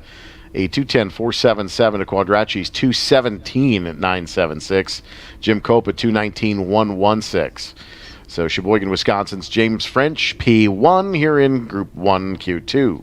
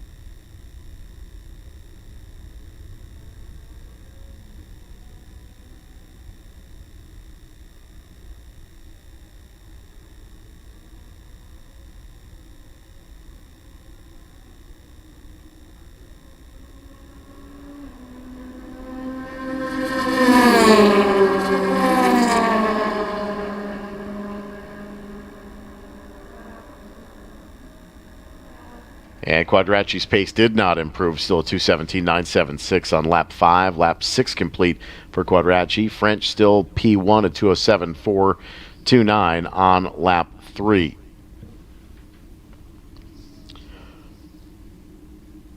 Ten-minute call to the grid for Group 9. This is your 10-minute call to the grid, Group 9.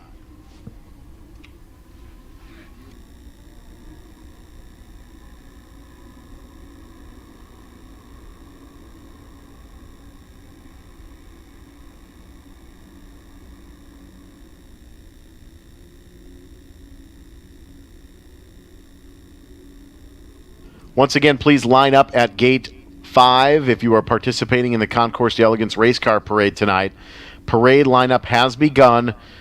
Please line up at gate 5. The earlier you line up, the easier and quicker the leaving at 6 p.m. sharp will occur. The more assembled we are, the faster we will get out of the gate at 6 p.m. So once again, please, if you are participating in the Concourse d'Elegance, the race car parade to downtown Elkhart Lake tonight, please go to gate 5 at this time. Once again, if you are participating in the race car parade tonight, please go to gate 5 at this time.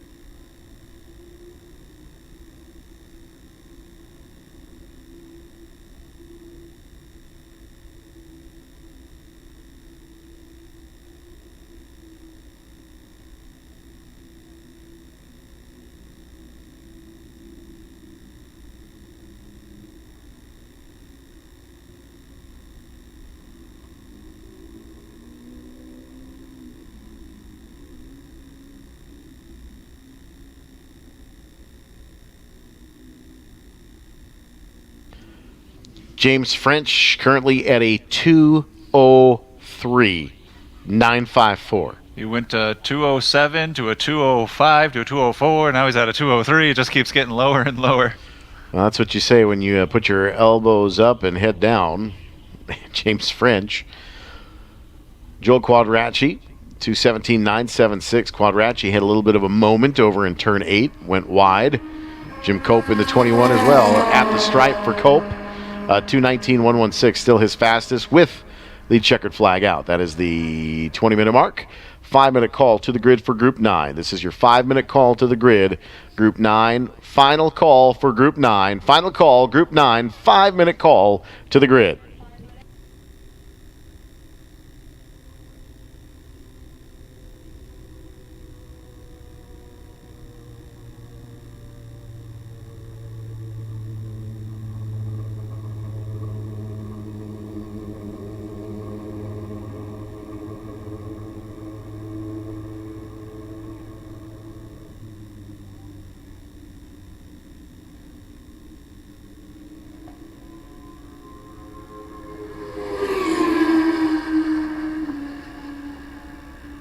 Quadracci takes the checkered flag on pit lane while James French comes by a 2:02.845. A 2:02.845. 4.5 in that 2001 It's going Swift. lower. Still lower. Squeezing the throttle out even more. James French, P1 here in Group 1 qualifying 2. Group 9, final call to the grid.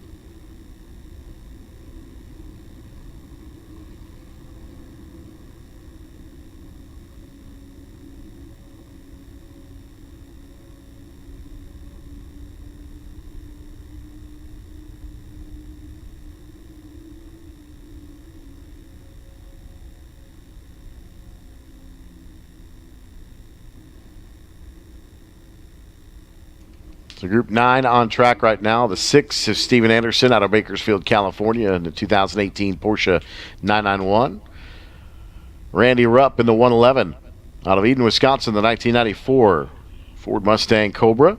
Adam Rupp in the 70 out of Fond du Lac, Wisconsin in the Mustang, and the 33 Ford Mustang of Lance Wiskerson out of Scandinavia, Wisconsin.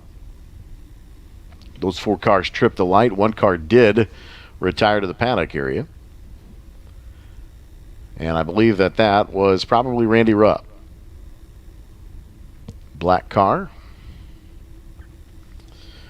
Anderson in the white 6. Randy Rupp, a black Ford Mustang. Adam Rupp, the yellow over red. And Lance Wiskerson in the purple 33 ACS entry. So once again, if you are participating in the Concours d'Elegance, please begin making your way to the staging area at Gate 5 at this time. If you are participating in the parade, please go to Gate 5 at this time. If you're participating in the parade, go to Gate 5 at this time.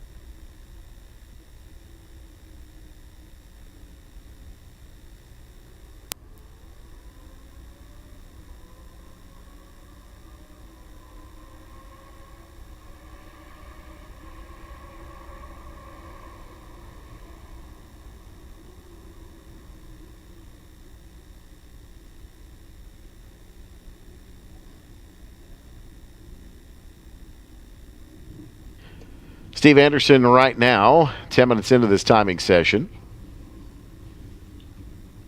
Anderson, a 2:23.795. Adam Rupp, a 2:41.958. Randy Rupp, a 3:02.844. And Lance Wiskerson, a 3:17.848.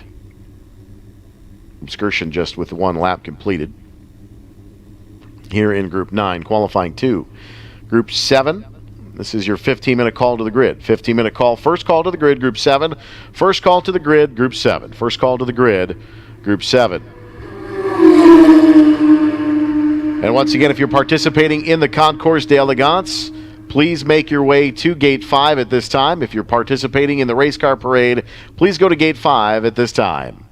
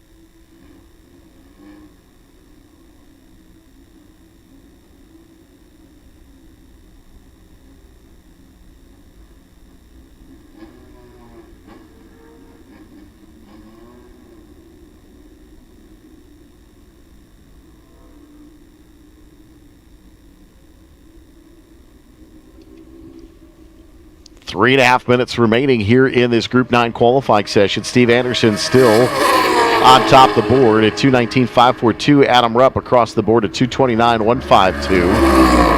And there is Randy Rupp at 2:37.08. Those are the three cars running. Lance Wiskerson pulling off after lap 1.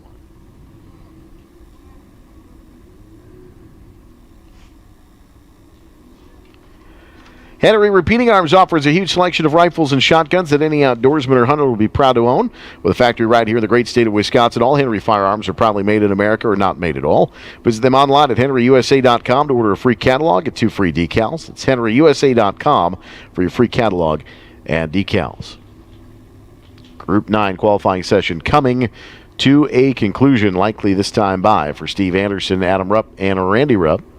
Group 7 yet to go this afternoon. Again, competitors here at the track, if you are participating in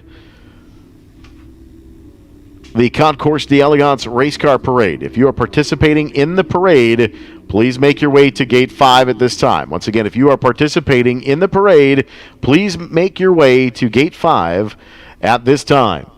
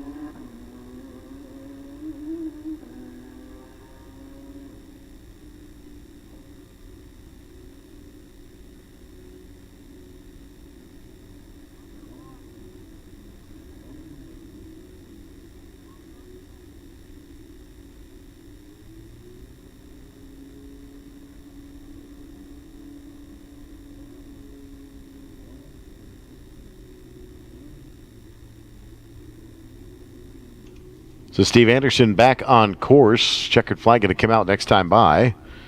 The only car on the course at the moment. One more session to go before we get ready to go downtown. So again, if you are participating in the Concours d'Elegance, again, a friendly reminder, please go to Gate 5 at this time. For all race car competitors in the race car parade, please go to Gate 5 at this time. Checkered flag coming out.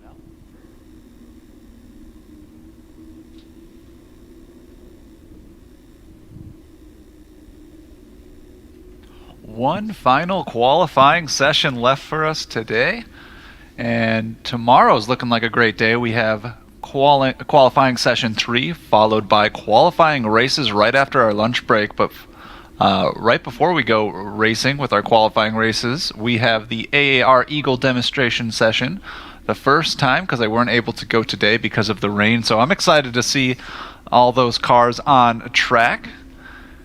Have you picked out your favorite Eagle yet? I've been looking at a couple of them. Mine would be the Donahue. The Donahue. Donahue Eagle. Wow. Always has been my favorite ever since I was a kid. I'm liking the 1975 All-American Racers Eagle, the number 48, number 755. It has a really interesting hood scoop at the top here. And I don't know, it just stands out. I like it. And I like the color. There's not a bad car in the bunch, though. See, that's just my initial thought, but I'm going to go back down there, take another look during the lunch break. But they're all just so gorgeous and Some of them look very, very clean. Like very clean. Cleaner than any of my cars. A lot of painstaking restorations and maintenance continues with these cars. Of course, each of these cars are owned by multiple different people. Bobby Rahal's got a car in the collection here this weekend, as does Scott Borchetta. And just some of the owners here, Jeff Irwin, as well as Phil Gumpert. All these cars on display in the paddock area. Look for the giant white tent right next to Parker John's and right in front of the paddock shop. Of course, another one of my favorites. There's no question. You think of the legends of Indianapolis Motor Speedway.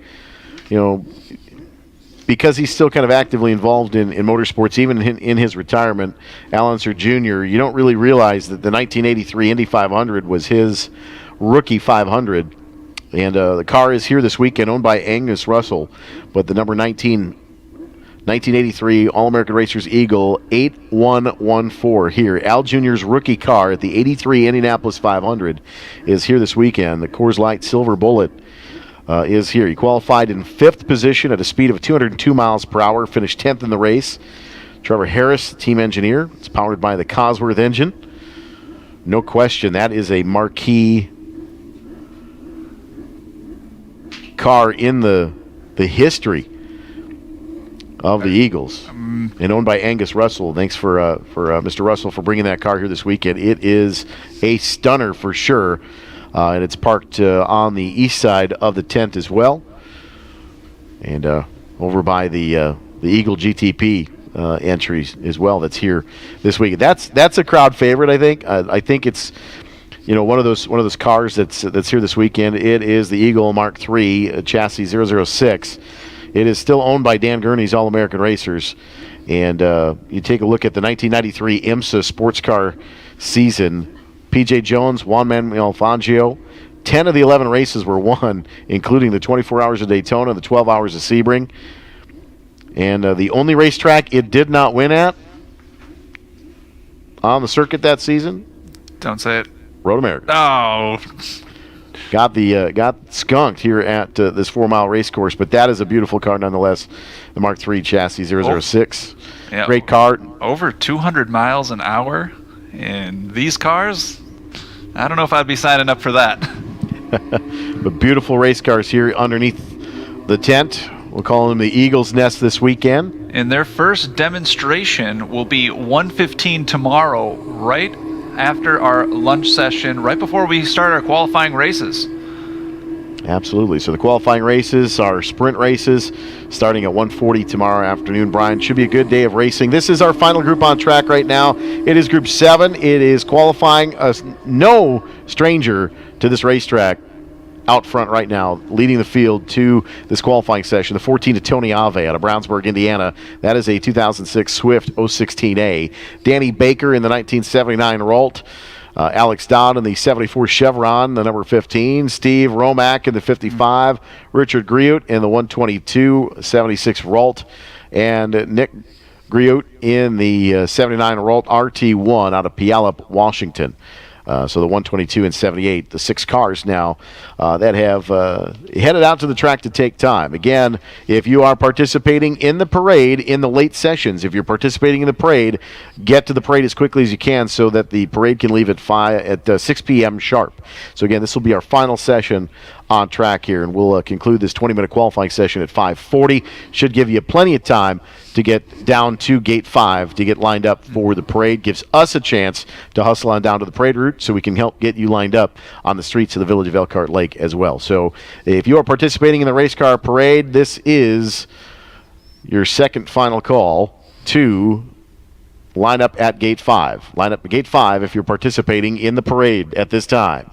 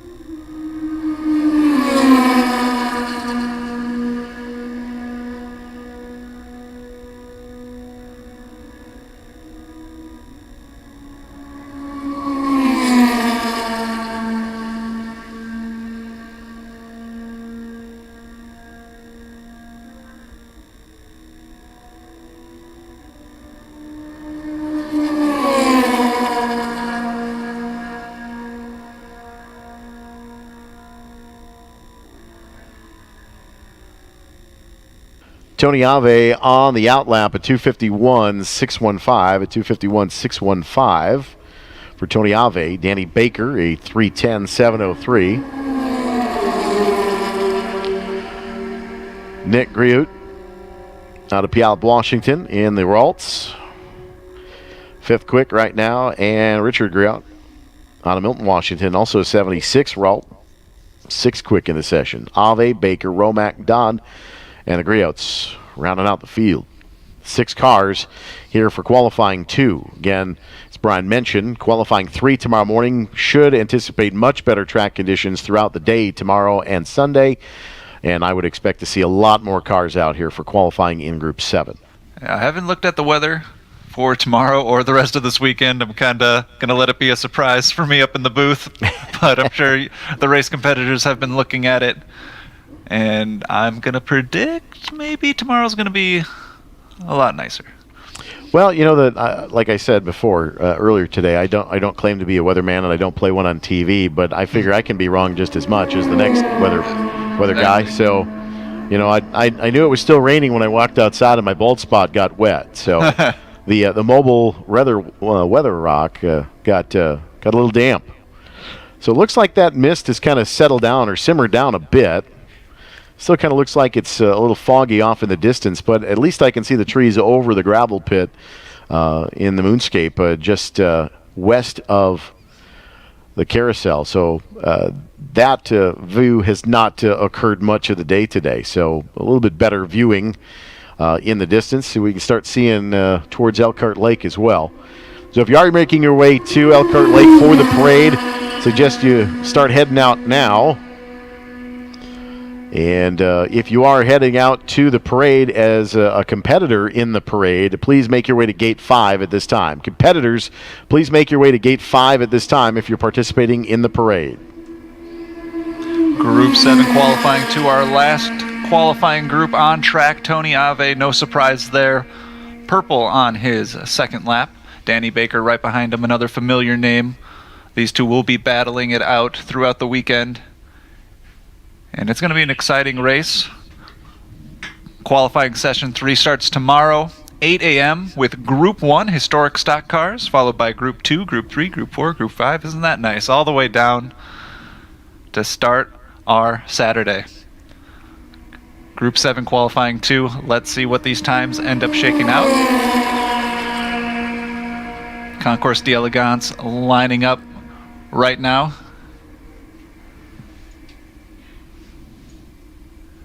Tony Ave.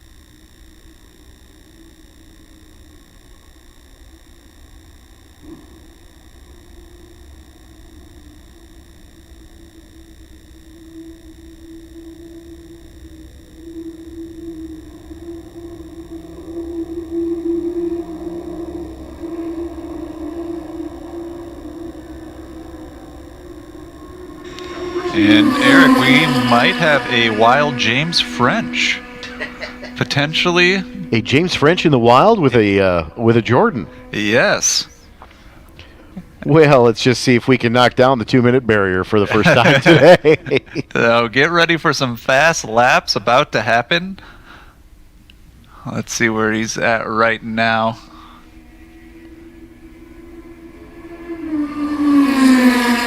I believe the Sargento Bridge already, so cruising.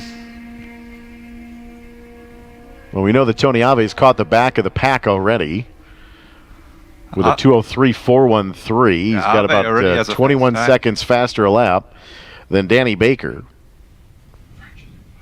French at 5. This is his out lap. And we know how quick he is around Road America, runs in the family.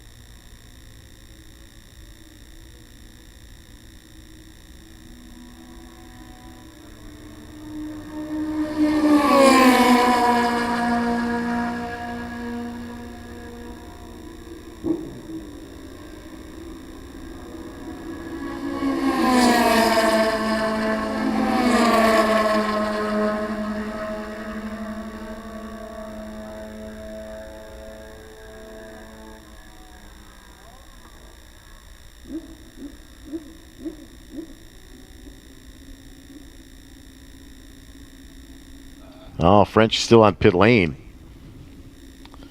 We might have got tricked. Been bamboozled. It was a little bit hard to see the colors on some of these cars on our cameras. It is a little bit limited in our view, but Think that might be him. and that looks like out. James French leaving pit lane now, back on course. You can trust us this time, James. Hat 1. That car is yellow. So it looks like that was Danny Baker we were seeing in turn 5 before. Well, Danny looked really fast. Well, there was some yellow on his car. Of course, that is the danger of being red-green colorblind for me, as every car looks yellow and brown.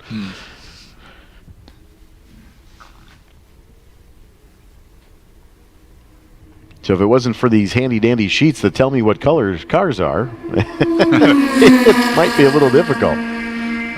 But even with the little bit of liquid sunshine we had at the front half of this day, it has been fantastic. Oh, great to day see out. all of these cars out on track, even running in a little bit of the wet. And we have a even more fun lined up for you tonight at Concours d'Elegance. It's going to be a party. It's going to be fun. And we're looking forward to seeing everyone in downtown. It looks like Tony Ave pulled off, maybe just checked a couple of the sensors, tire pressures, all of that important stuff, and he is back on his way. But the real question is James French. Let's see potentially where he is at.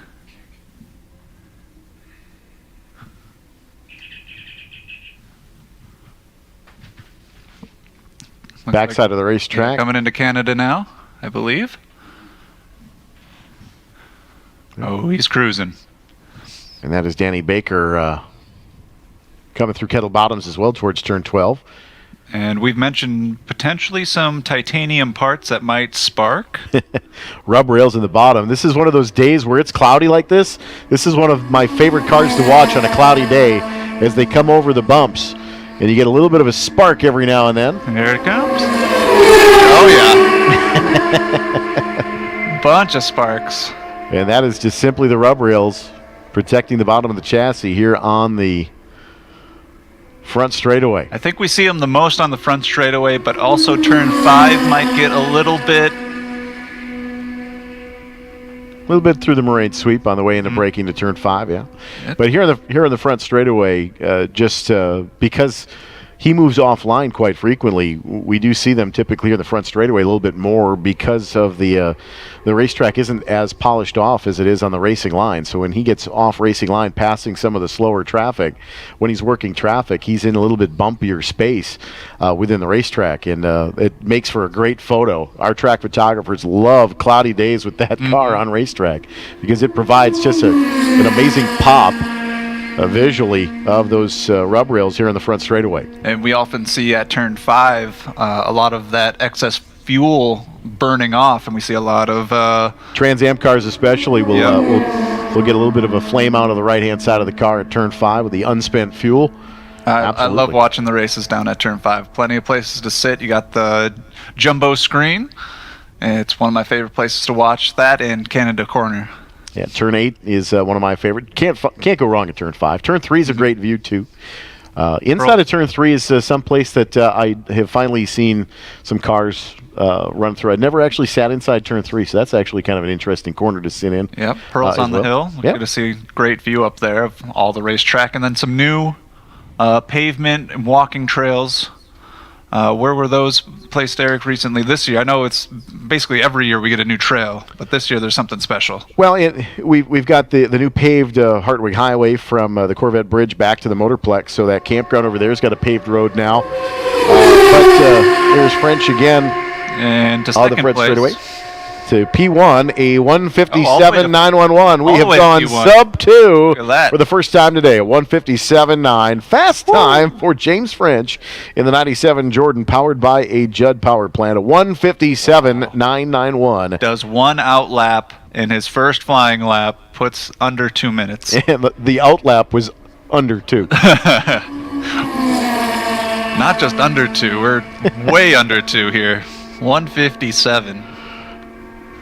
But no, the new paved terraced golf cart parking on top of Fireman's Hill, right behind the Elkhart Lake Lions food stand. It's a great new area up there for watching. Some new bathrooms over in Turn 7 over by Pearls as well. Some new speakers over in Hurry Downs as well by Pearls. Yeah. So lots of new things, and we just keep getting better. More bathrooms for more the new C-Tech garage for tech in the main paddock area, which has opened up the paddock area for additional parking as well. So lots of improvements here at the facility, just trying to put it all back into maintaining and making this racetrack better than it already is. And this is a world-class facility already, and we certainly want to keep it up. We want to keep Road America beautiful. So do also be careful on wet grass today. Of course. As you make your way out this afternoon, if you're headed down to Elkhart Lake as soon as the session is over, please be careful on the wet grass and keep Road America beautiful as well. There's going to be a lot of standing water, a lot of mud, so be careful walking in between cars too. We don't want anybody slipping and falling, but be careful to not make any ruts or divots. I'm just fixing a divot. Just fixing a divot. Mind your ball marks. Also, there's a couple of, if you're like a little bit of a scavenger hunt, there is some new artwork, some wood carvings throughout the track, and I think there's one down in 12 somewhere on the inside. The Eagle. Yep. The Eagle. We see that on our camera. If you look very, very hard, you can see it. And there's a couple of other ones throughout the track. Speaking of scavenger hunts, you've gone disc golfing recently. Yeah. How many discs have we lost now here in the woods? So I've managed to lose 3 discs while disc golfing. So now that's over the last couple of years. It's not all recently, but we like to give Brian a hard time. It's been rough out there for me disc golfing. It's been fun though. There's something special about disc golfing here at Road America while the cars are on track. You know, it's such a fun activity. Get into the woods, kind of go throughout the whole facility. The disc golf is very challenging too, so there's a lot of really good holes.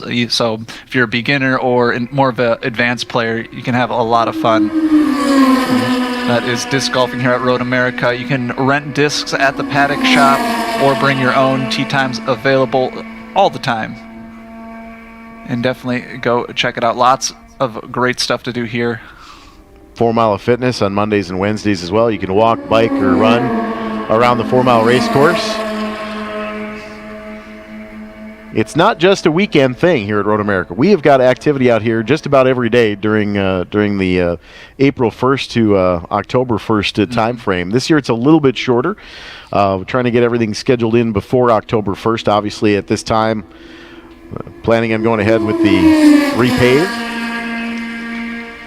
That's in October. That's going to come in October and absolutely transform this place, and in a good way, in a great way. And yeah, absolutely. Going to maintain the original road course layout, so no panic. Don't panic about the repave. It's a good thing. Last time it was fully repaved was 1995, so it's in the need. It's we've aged out. Some usable pavement space, but it's time. But this racetrack has a lot of character to it, regardless of the new pave coming in October. It's a necessary thing in motorsports, and the course is not going to change. We haven't changed the layout since 1955, so don't panic about that. Don't be worried.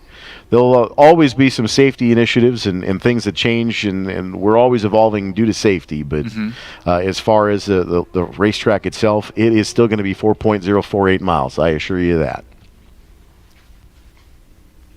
Coming down to the final minute here in qualifying for Group 7. James French, a 1:51.285. Wow. 1:51. Almost 285. Wow. It's getting close. and a day like this, I guess the car kind of enjoys the cooler conditions. Cooler weather. It is, even though it's kind of misting, it is technically less humid. The air is kind of conducive to that. One of the other things that we haven't really seen, we can't really see it on our cameras, but I'd be interested to see if race fans have actually seen it out there on the racetrack. But when you condense air with these wings, you will sometimes see a little bit of a contrail coming off the very wing tips of humid air like that on a day like today. So it'd be interesting to see if that actually is coming out at all as James comes through the three straightaways. Haven't really been able to see it. I've been paying more attention to the titanium sparks. That's just part of the show, but it'd be interesting to see if with a little bit more moist or dense air with these cars on track, if we're getting any a little bit of the humidity at the wingtips and the contrails with these cars. Can always tag us at Road America on all social medias. And it looks like James French pulled off to end the session here. Yeah, we've been talking about James and his great times, but also Tony Ave putting down a really great time here in qualifying session 2. Yeah, solid effort from Tony Ave with that Swift chassis in the 14, a 2:02.163. That is certainly a great lap for Tony Ave, but no stranger to good laps here at Road America. Tony Ave is one of the best.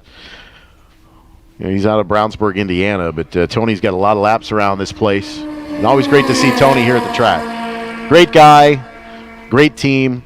He's got a lot of Trans Am history here, a lot of sports car history here, but great to see Tony Ave in an open cockpit car here at Road America. And I'm positive that Danny Baker tomorrow for qualifying session 3 is going to improve his time significantly.